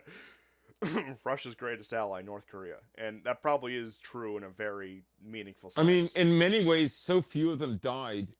People didn't know for like a half a year if they were even there. Yeah, they kept thinking they were different various Asian ethnicities from the Russian minorities.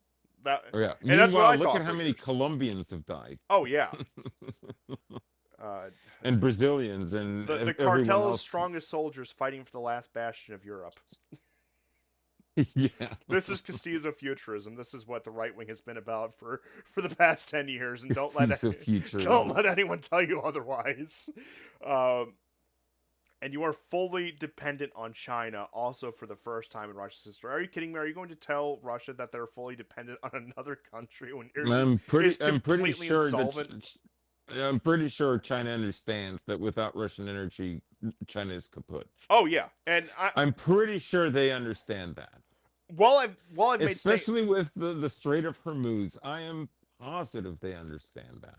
And while I have made statements in the past that I don't necessarily stand by about Russia being the senior partner in that relationship, point being is it's not a master-client relationship by any means.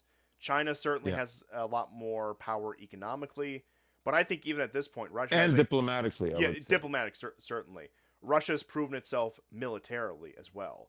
And I'm not saying that China should have done anything rash, but once again, we had that entire stunt with Pelosi flying into Taiwan, which Beijing says is Chinese territory, which America recognizes as Chinese territory, completely against the statements of the Chinese government and having no retaliation. And that's not to say red lines haven't been crossed in Russia, but the fact that this war is even being fought, I think shows a bit more initiative on the Russian part than the Chinese. And I understand that the strategic situation is much different, but just looking at a broader picture, one could say perhaps Russia was forced to fight this war, and I think that is close to the case. But it does show the relationship is not as lopsided as many, I think, even on our side might think.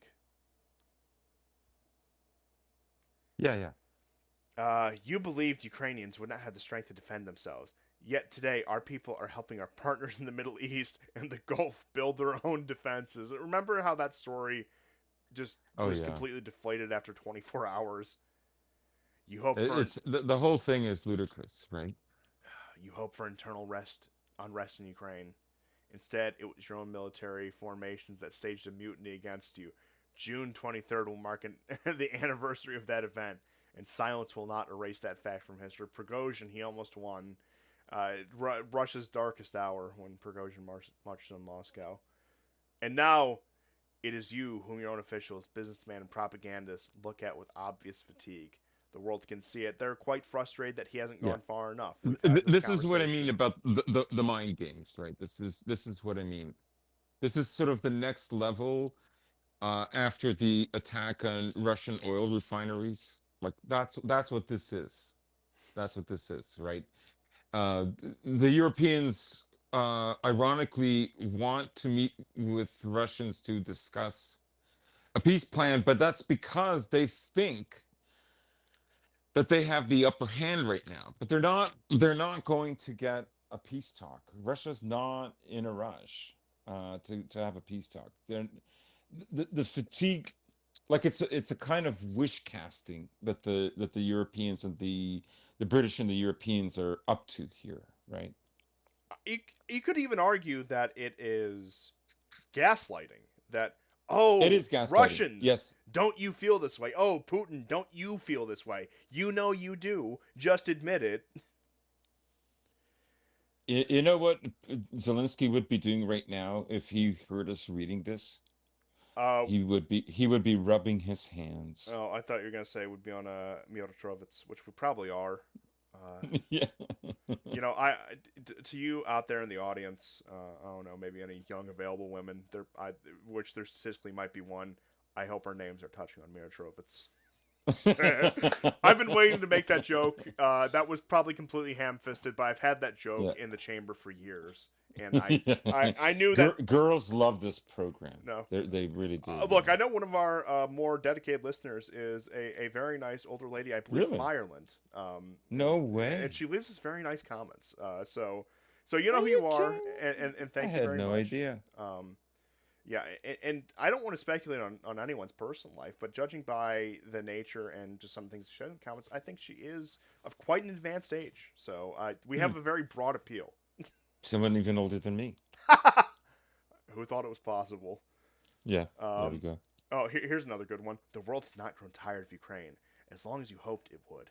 But there is now growing fatigue with Russia. What? I mean, the world has Europe is obligated to supply you with like financial aid and military aid. Yeah, the only Like, people who talk about Ukraine are Europeans foaming at the mouth because they've put themselves in the position where they will have to. I mean, even the they have to Americans. support you as they get deindustrialized and unemployment is going up and the cost of living is going up as well. Yes, That's what they're because the Americans outsourced it to you to take on the raging, frothing at the mouth position. Now, don't get me wrong, Washington is still directing all of this. That's where all these orders come from at the end of the day. But they outsourced the outrage machine to Brussels, and those are the only people you ever hear yes. talk about Ukraine. Trump still likes to cope with his fantasy that he's the great peacemaker and deal maker, not a man who's like setting And out that's to mostly defeat for his Russia. base too, Yeah, because and the war is still not popular with his base. yeah, and it's complete domestic red meat, and with Trump's remaining base, Ukraine isn't something they think about day in and day out, either in a pro or anti sense. It's like they just believe the slop that great Donald is ending it, but the stupid petulant Yeah. children refuse to stop fighting, and I suppose that's true for one of the parties in Ukraine. But Although Rubio did let the cat out of the bag this week. oh yes, he did. Right? Let me just say let me just be honest or candid, forget which word he used. But we are not again, I forget the exact words, a neutral player in this. We sanction Russia, we don't sanction Ukraine. We sell weapons to of course, we do a lot more than sell weapons to Ukraine. And give aid to Ukraine. We don't do that with Russia. So he was very honest about like what exactly is going on. And in a way, they're going to have to be more honest because they can't keep this up anymore. I think Trump really thought that he could get Russia to freeze the conflict so that he could focus eventually on Iran. Yeah, because Putin likes Trump so much, he's just gonna give up all of his goals Yeah. because they met in Alaska and they got to take a car ride together. I can't think of a better plan. Can you? Yeah, yeah. Oh yeah, Putin was so hopeful Yeah. at the Anchorage. Like, no, he wasn't. No, he you know what? He was just having fun, and who can blame him? If anything, Putin would like Trump to get reelected, but not for the same reason that shitlibs think Putin would like him to get. That is true, Okay, maybe for a reason or two, you know. but still, But yeah. it's a charade that even the Trump administration can't do this for I mean, like I said, till 2028. I hate to keep derailing, but and you'll still get the Agent Krasnov people out there who are just Yeah, yeah, yeah. who are like RussiaGate truthers from day one, for ever since 2015. Yeah. Trump is a Russian asset. It's like Yeah, yeah. You know who really has an effect in American politics? Israel and Jews, not Russians. well, I also like the evolution of that is that clearly Russia and Israel are one block working to Yeah, undermine I never America. thought I'd hear shitlib say that. It's kind of like you have the war in Kenya, right? You have the war in Kenya. The UAE is supporting the forces that are good for Israel in Kenya, because of course, sorry, am I saying I meant Sudan. Yeah, Sudan. But you know, the Russians have to be very careful because now they also have the shitlibs on their trail, not just conservatards, right? So the Russians support the side opposing Israel and the UAE, but only because they can't give away the game that they're actually on Israel's side. Yeah, That's what you that's the kind of mental gymnastics you they have to also spent believe in. 14 years propping up Assad for that exact reason as Yeah, yeah, well. yeah. Of And course, naturally. that Because they play coy with the Turks and Jolani, who are not on good terms with Israel for the exact same reason of keeping up the charade because Trump is Agent Krasnov. That is the web that these people have constructed that they have to believe for themselves for any of this to make yeah. sense. Now, most of them do not have that deep of an understanding of the world to even start making these conclusions. I mean, how many of them even know who is fighting in Sudan or know anything about the Syrian civil Yeah, war? yeah, yeah. They're low information. They're stupid.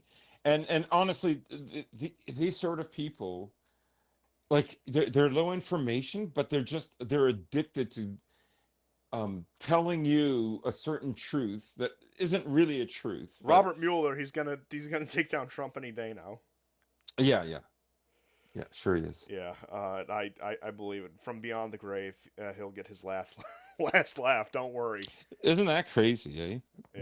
Yeah, He's dead now. yeah. And Trump, who did nothing to You defend know, his. who's my number one suspect?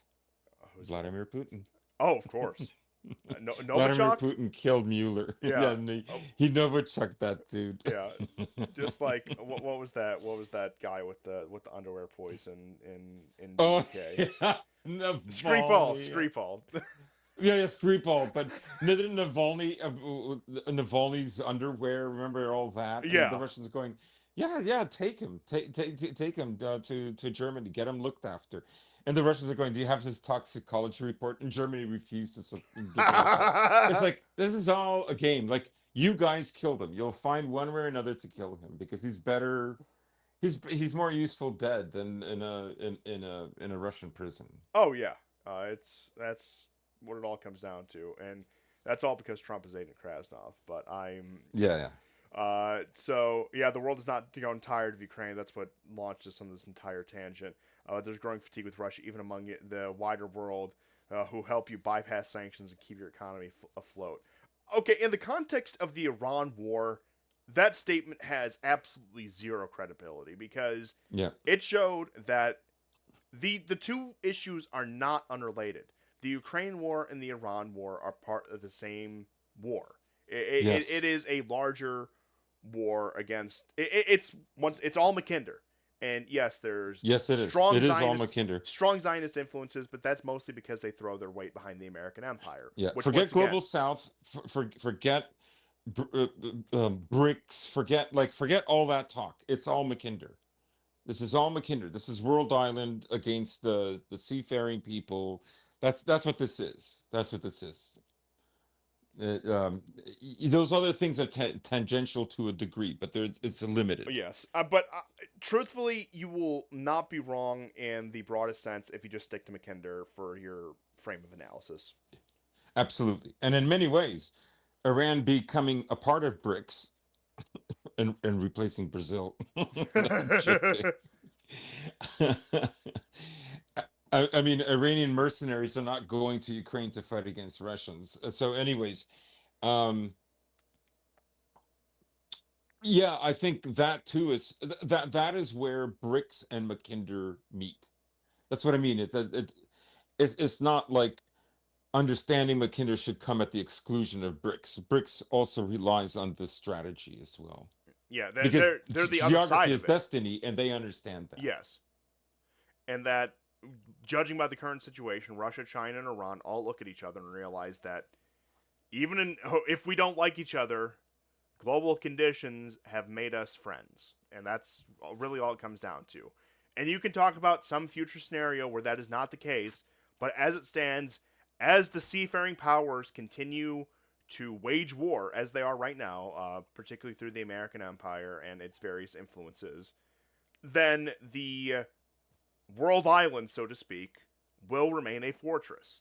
And it would take a massive shift in one of the three powers in order to shift that. And while I do agree, first and foremost, the Iran war was fought on Zionist interest, I think secondarily, it was Yes. attacking the weakest link in the world island.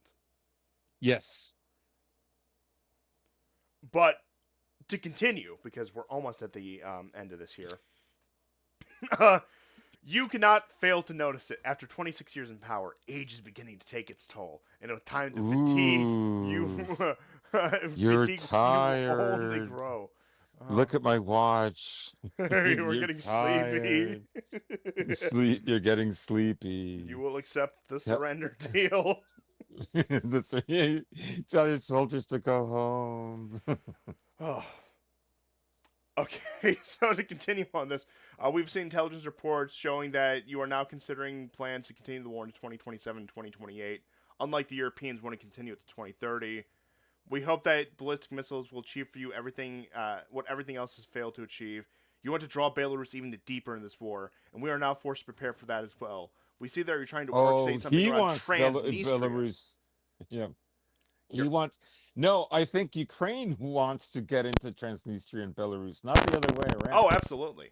Your propagandas threaten, in one way or another, every country neighboring Russia. Do you really want to go through with all this? The choice is yours. Enough of war. Ukraine proposed the end of this war. This must be done honestly and with dignity, with guarantees that this war will not be reignited. We see the United States fully focused on the issue in Iran, and it would be wrong to simply wait until the war in Europe returns to the center of attention. Ukraine is proposing end of this war through direct engagements between us and Yeah. you.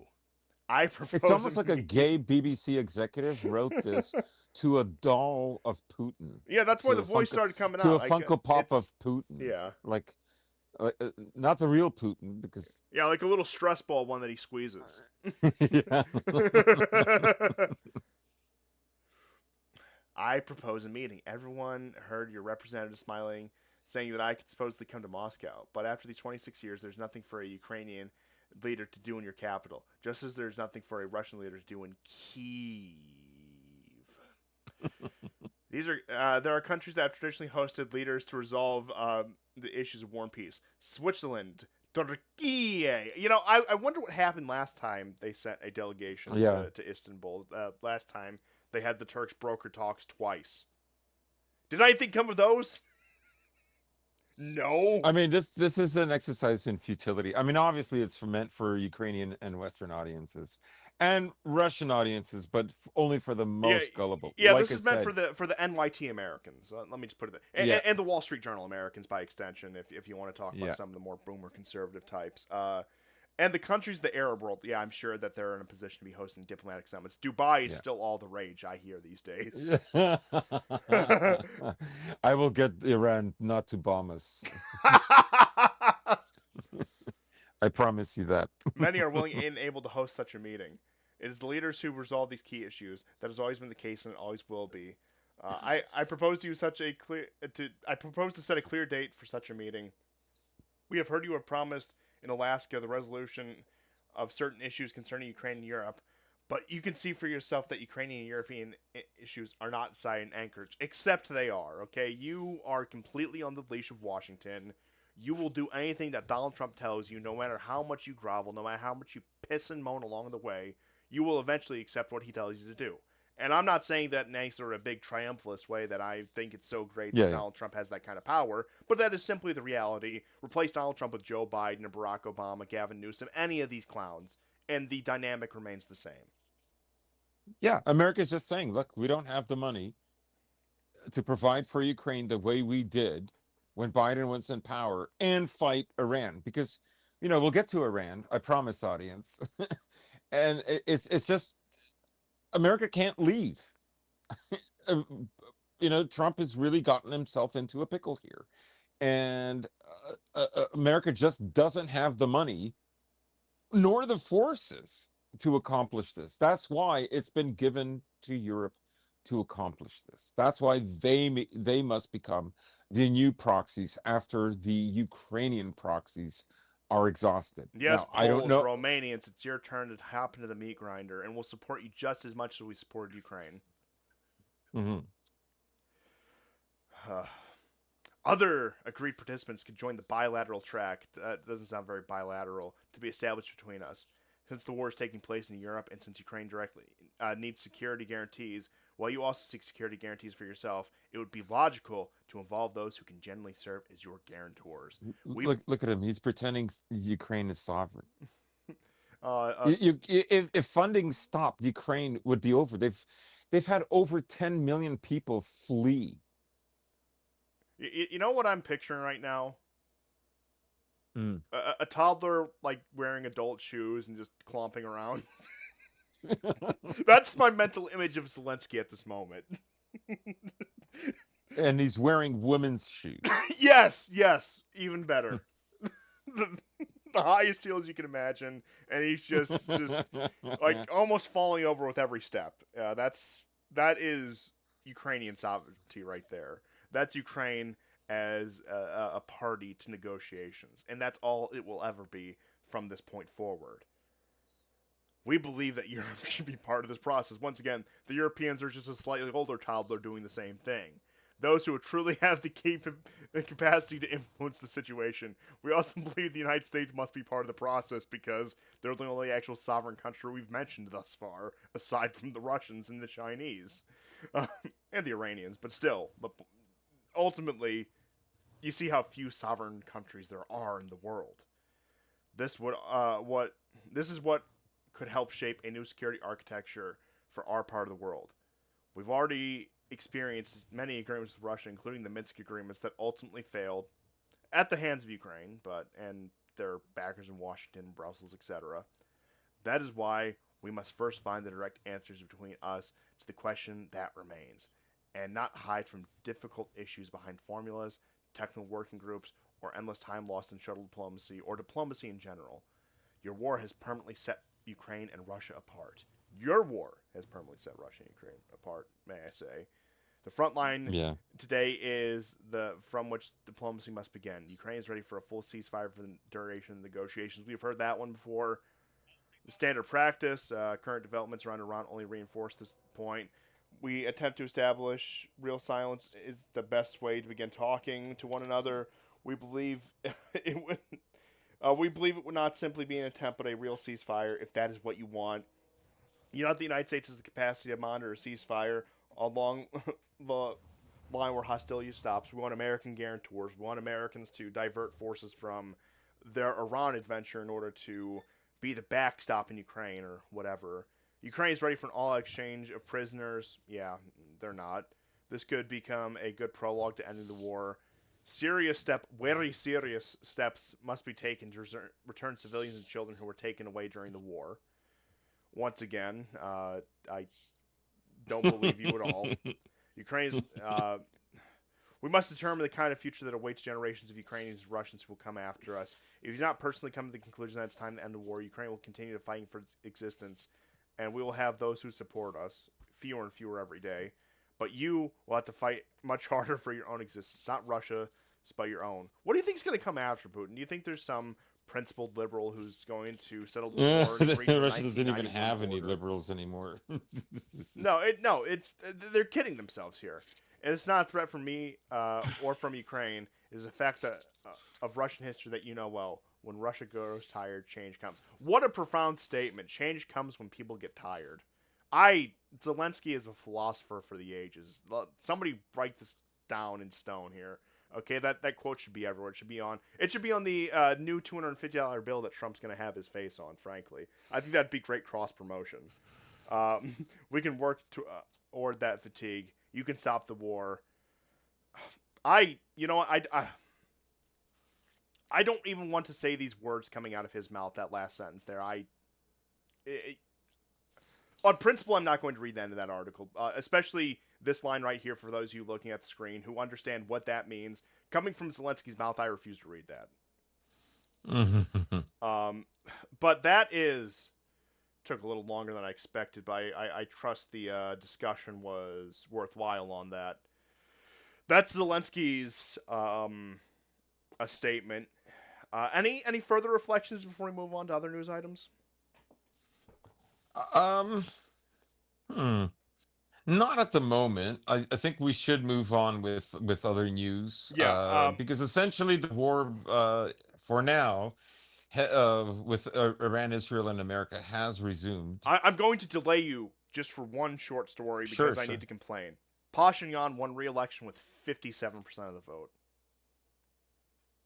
Yeah, it's a What big disappointment. what more can you ask of people? And Armenia is not a country that I like to pick on. It's a country that I've never been. I've met some Armenians. Their diaspora is huge. It's a country I do have respect for in a grander sense, but what am I supposed to make of an electorate that watched Pashinyan do everything that he has since 2018 and still re-elect the man? Now, let me put it this way. To be fair, maybe it wasn't an honest election. To Mm. to give some degree of credit to the Armenians, that very well could be the case, and I hope that's the case. I hope that this was not a voluntary choice on their part. But I mean, what more can you say beyond the fact that this man is just going to continue dismantling this country piecemeal until it's a satellite of Turkey and Azerbaijan more than already is, which by extent is an uneasy satellite of the American Empire, even regardless of how many feuds they have with the Turks. But I mean, that's Armenia's future, and I don't think I'm being dramatic in saying this. I don't think I'm being hyperbolic in saying this. They're on a path to erase themselves from the map again by the end of the century. I don't know what else to say. Yeah. But do continue with the update on the reignition of the war because I see that you've sent me some items and I'll let you take the lead on this one. Yeah. So, one of the interesting developments today, later on in the day, which would have been the evening in the Middle East, is, well, let me backtrack a little bit because you often have to do with these events in the Middle East. So Iran had told uh, Israel not to bomb Beirut, and I think for that matter, so had Trump. But bomb Yes, they the eternal did. ceasefire that Donald Trump brokered yet again. Yeah, it's going great. It's going great. Also, the talks are going great. 90% of the Um, way to a deal. yeah. So I kind of want to make that the title now. We'll talk about it off air. it's a vibe, right? Yeah. So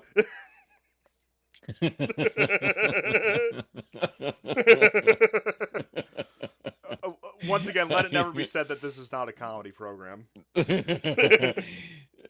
So, um, yeah. So essentially, what happened was Iran attacked Israel. Back to bombing Haifa and Tel Aviv. Apparently, one of the missiles either hit or hit next to one of the Israeli Air Force bases near Haifa, if I'm not mistaken. A kibbutz was hit. We don't know the full extent of the damage.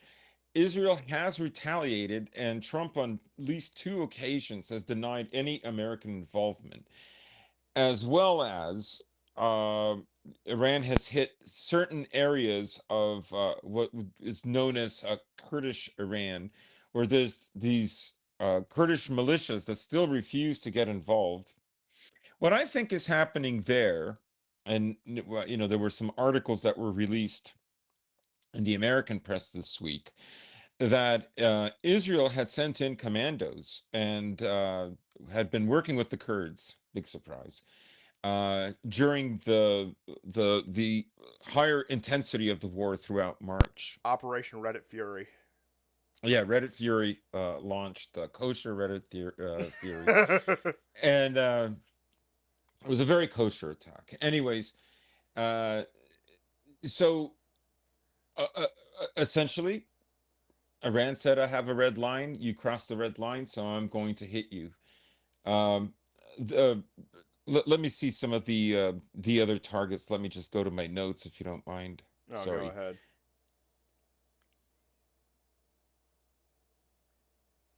So yes, unconfirmed reports Iran ballistic missiles attacked Prince Sultan Air Base in Saudi Arabia. There's a lot of American jets there. Now, I should say that just before the attack and in the initial stages of the Iranian attack, refueling planes were up in the air, probably to help refuel jet fighters that have uh, abilities to launch ballistic missiles. Right, so some of them do have that ability, like the F-16s, F-15s. Now, for the longest time, Israel did not retaliate, but they did manage to retaliate in the early morning hours on the outskirts of Isfahan. Apparently, maybe one of the launch sites was targeted. Um, but to tell you the truth, Israel has not attacked very much, and Iran has now started another wave of attacks using ballistic missiles. And Yemen has also launched a pair of ballistic missiles into Israel as well. So, you know, yesterday there were 4 Israeli soldiers that were killed. That brings the total up to 22. Because I think one of the things that people forget is, yes, the devastation is not comparable of what Israel is doing to Lebanon in comparison to what Hezbollah is managing to do to Israel. But nonetheless, Hezbollah is still attacking northern Israel, and this is what has got them so upset. In fact, the Knesset now is talking about getting rid of Netanyahu because he's too soft, I right? mean, what And you Ben get Gvir, guys like Smotrich? Jonathan Pollard that are appearing more and more on Hebrew television, but I'm seeing him more and more on other channels in Telegram, and sometimes I'll see posts on Twitter. And of course, Pollard is nuts. Like Pollard is, I mean, for people who don't know, he was a Jewish American who spied for Israel. He was thrown in prison, probably like the last of them that could have been thrown in prison, and he was released. I think under Trump in his first term. Yeah, he was one of Was it not? the commutations. Or I think it was a commutation, not an outright pardon, but still. And Yes, Netanyahu met him personally upon his arrival back in Israel. that's right. Right on the tarmac as his plane landed. Yep. Yeah. So Pollard is talking about we're going to have to eventually go to war with Turkey and Egypt at the same time. Um, this is kind of hilarious. Okay, I'm gonna believe it when I see it because I don't know this in this latest exchange, and I don't think this exchange is going to go very long. There have been other exchanges since our last show, Karg Island, that sort of thing. The Iranians shot at least 2 tankers that tried to get through without their permission. Um, and of course, now there's footage. CNN released footage of the Gerald Ford uh, having a fire for like 30 hours. And I I no don't know. matter This is no matter this, what. this suspicion it got hit and it left. There is suspicion that it got hit, and I can't confirm it. But in any Let case, me just say, with the record of aircraft carriers in this war, ever since March. There are three possibilities, none of which are flattering. Number one, it got hit. Number two, there was a mutiny. Number three, maintenance is so poor on these. Another one just so Yes. happened to have a laundry fire.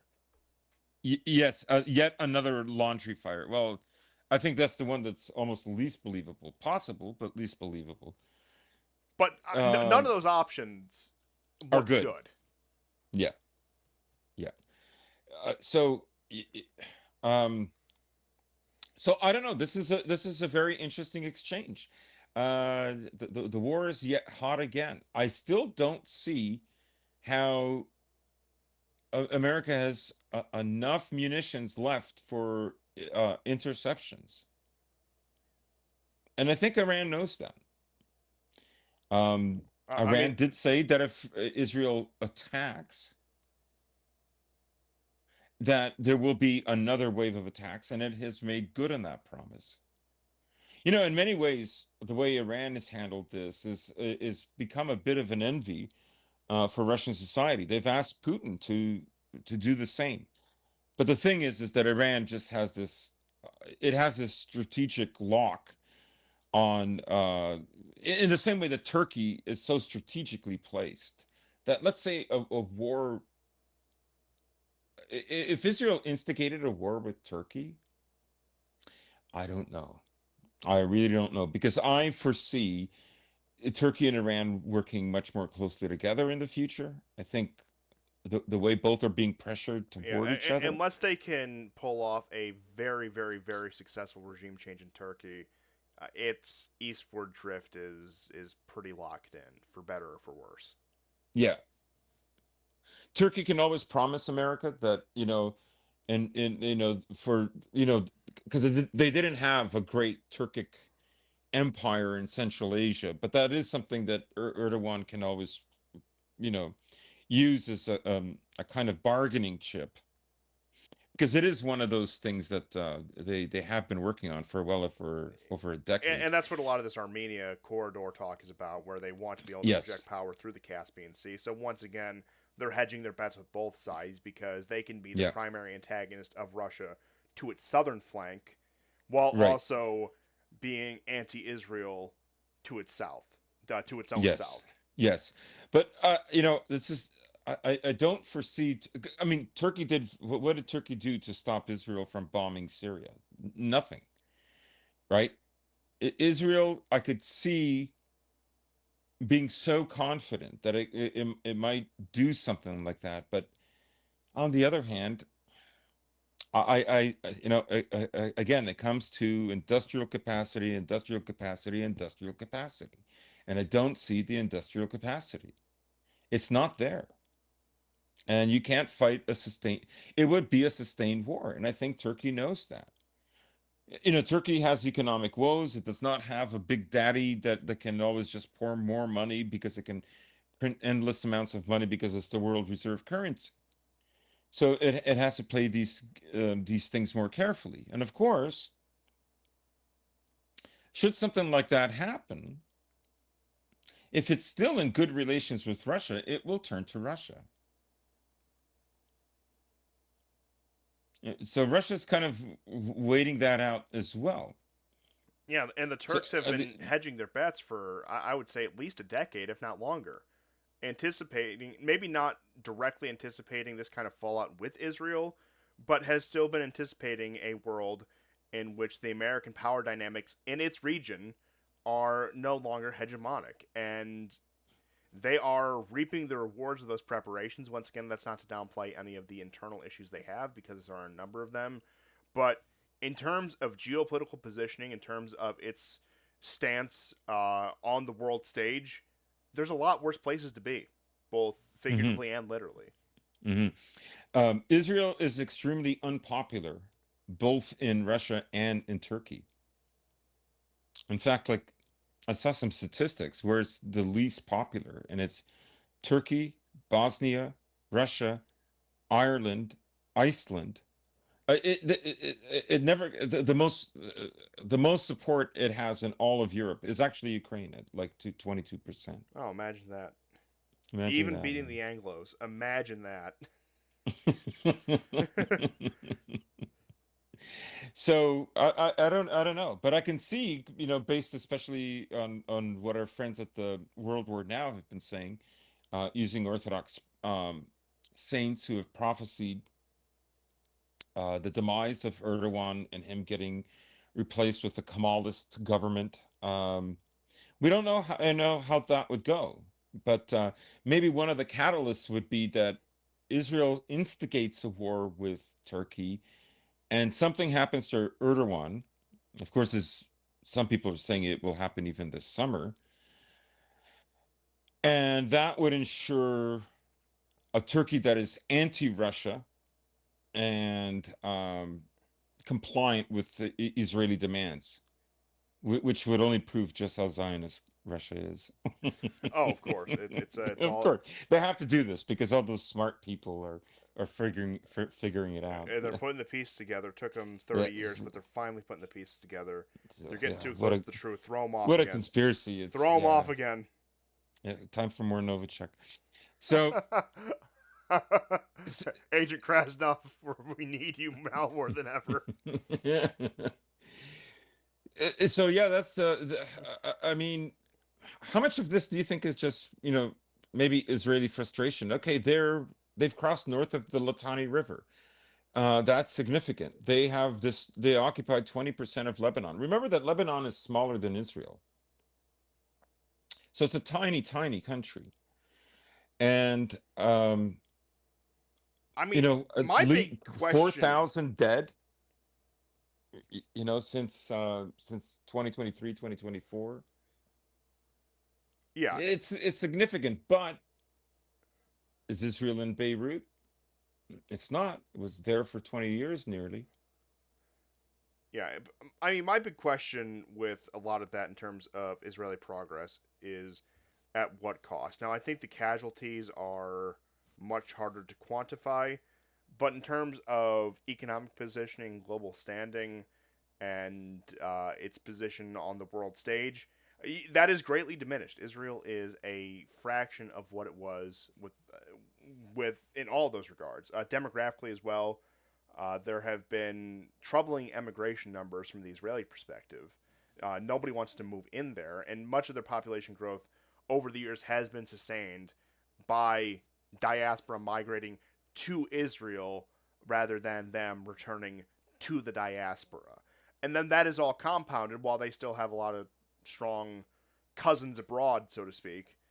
There still is a concerning amount of, from their perspective, of the diaspora who have divorced themselves from the Zionist project. Now, they're wedded to, I would say, other equally destructive projects, but insofar as this is concerned, they've lost that.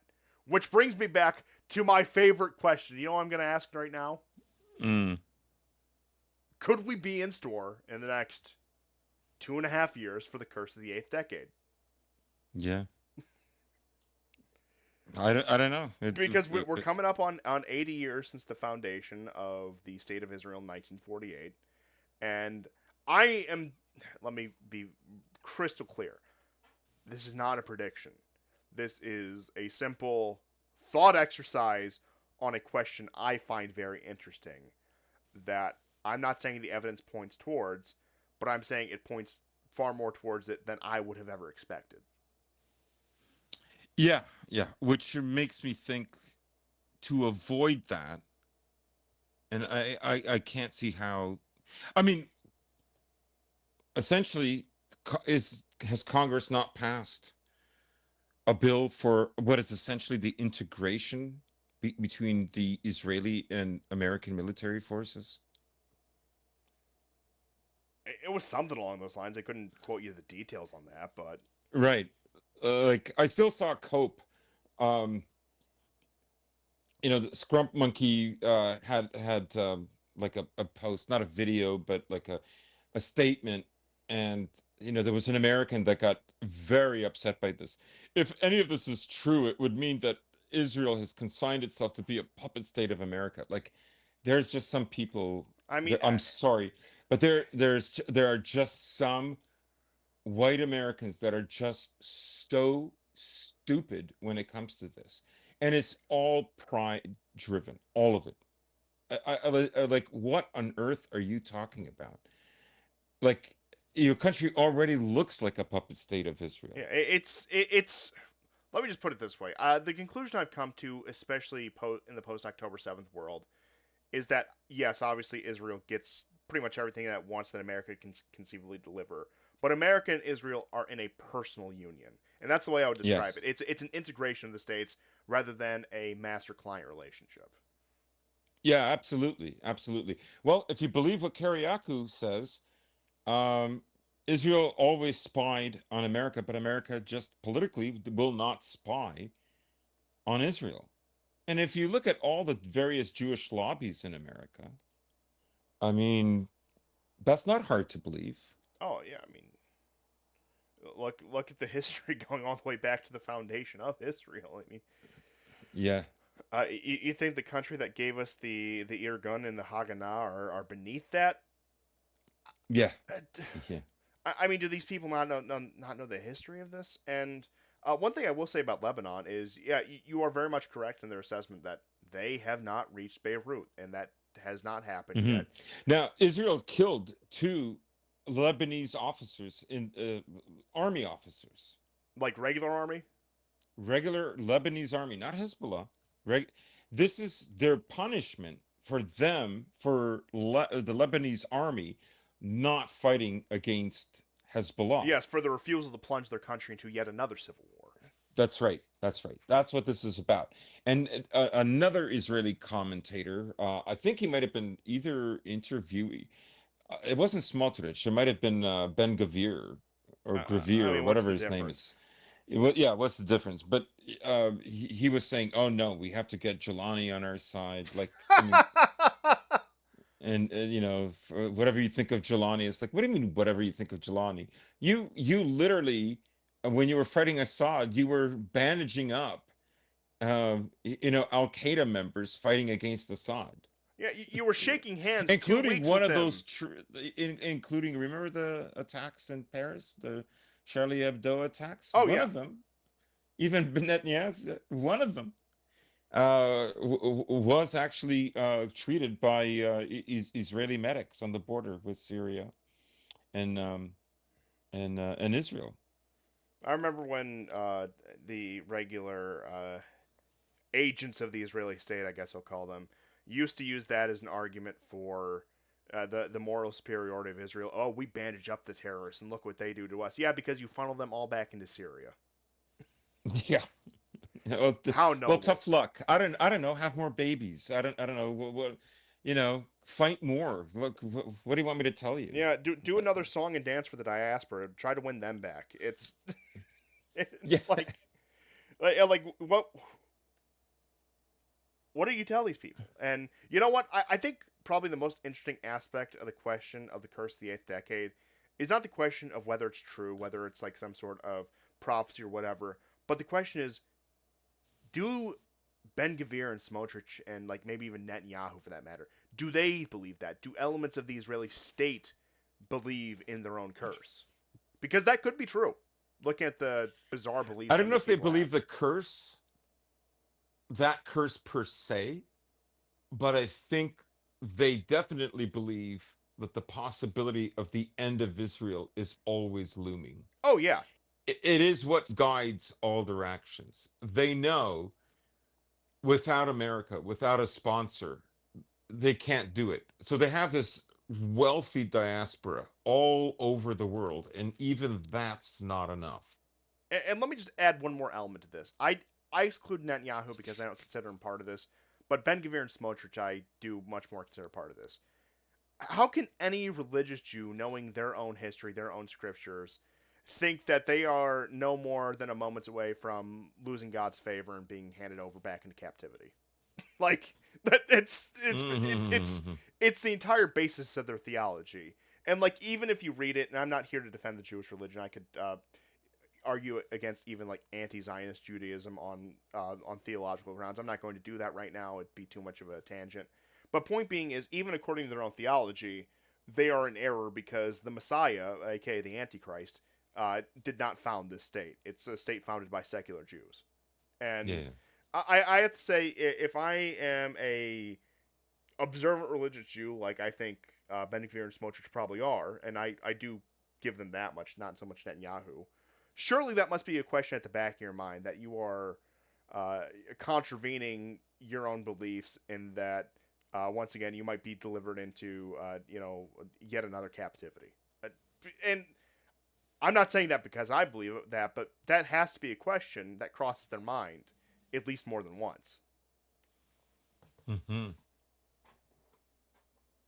And Yeah, the same, I think the same goes for all these Third Temple people from not necessarily the Christian Zionist side, because that's just completely well, out to I get the lunch. feeling But that Pollard is definitely a Third Temple guy. yeah, but you also have to wonder, Pollard, like surely he has to ask himself those questions even just on a subconscious level. Surely all of the genuinely believing we're doing this to trigger the coming of the Messiah people must have to grapple with that question. I would say at least more than once. Hmm. And that's what I really want to know, because whether or not one holds these beliefs or whatever they might think of them, it is important if they believe them. And it is important to figure out what they think if that is their operating principle. And that's what I really want to know. Yeah. But that's really all I had for this episode. If you have anything last minute. Um. Nope. I mean, Kramatorsk is actually now the Russians are close enough that they're bombing it with artillery. Oh, wow. Um, I was gonna say also that highway, like Crimea, like I didn't get a chance to because I probably sidetracked myself, but Imagine that. The show would never. imagine that, right? Like that Novorossiya highway, now there's very limited traffic on it because the Ukrainians are launching a lot of drones, especially the last few weeks. Um, this week has been better than previous weeks for the Russians, but I do think, like, why there? Then they did something similar to that a few years ago when they went on the offensive in Zaporozhye around Rabotine. But they're not. I mean, they've had some success there, and but the Russians have also moved further westward as well. Just compare a map from of Zaporozhye from 2023 to 2026, and you'll see just how far from Donetsk the Russians have moved. But um, it is something to watch. So, anyways, those are the only two things that I've been hearing about. No, that's and we'll. Like, why there? I guess what I'm saying is what about the logistics that are used for the Russian forces taking over Konstantinovka? Why not use them there? Like within the same capacity. Obviously, like what I'm saying is the focus on that area is so huge. Why? When it's a lower priority for the Russians than Konstantinovka. Anyways, I find that puzzling. I mean, this is a shot in the dark and a long shot. But one thing I will suggest, something that crosses my mind occasionally, is perhaps the operational capabilities of the Ukrainians to move manpower and resources, shuffle them across fronts, is diminished, and I think that's a real Hmm. possibility, and that they have these guys in the south, so they're going to push in the south, and for Yes, X, Y, or Z yes. reason, they struggle to move them to more vital sectors of the front lines. Yeah, I mean, I see the logic of that, right? Like, it's easier to do this in Zaporozhye than it is in Donetsk,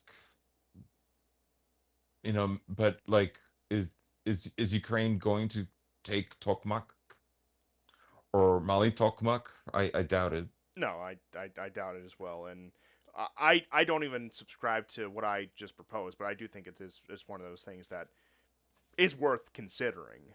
But I do agree that the immediate logic does not make sense, and I think that suggests something more. That's a very vague statement, I know, but there's not much to work with there. I'm sorry. Okay, latest update. Latest update. Yemen was one of the parties besides Iran that was responsible for the attack on uh the Saudi air base, the Sultan whatever, Yeah, Prince Sultan the Air Prince Base in Saudi Arabia. Sultan air base, right? And this now Mike Huckabee is very upset. Uh-oh. He has called Iran the mothership of Satan. The mother, what the hell? I can't. I'm sorry, but the mothership of Satan. Do you remember all those stupid drones in 2024? Oh yes, I And so, do. it was an Iranian mothership. Yeah. I like how they're You, trying to weave that together with like all the alien hype that they're doing right now and the UFOs, and it's I know. like Iran is. I mean, I guess Iran has bases on the dark side of the moon. You have to listen to. I know, right? not I again. You're literally, bringing it up again, but please do. I, I've been binging on Giordani videos where he's, it's like vaguely white nationalist, extremely anti-Iran, uh, and it's just hilarious. He's talking to this guy, and he said, they're talking about aliens, and he says, "So I personally don't believe that I don't believe that there's like millions and millions of Nordics." He means the aliens, right? And Giordani says, "Oh no, there is. There's millions of them." And then he literally mentioned something about the Iranian mothership. And he goes, "There's a reason why." Now I forget whether he substantiated or whatever, but you can just like it is hate watching it. It's a lot of laughs. It's a lot of laughs. I highly recommend. Yeah, How did you he feed ever me get into this? updates occasionally, I and do. it's definitely a topic worth exploring with Geo because I think that would be the perfect format for something like that. I mean, Oh, we we have have before, to. we have before, We have but to. yeah, I would It definitely will be hilarious. yes, we've talked plenty about that, but yeah, so you heard it from Giorgiani, you heard it from Ambassador Huckabee. Beware of the Iranian mothership, and that's the last words I'll leave you with for this episode. So anything else? No, that's it. No, that's one of the best endings we had in a while. So we'll see you guys next time, and goodbye. Goodbye and take care.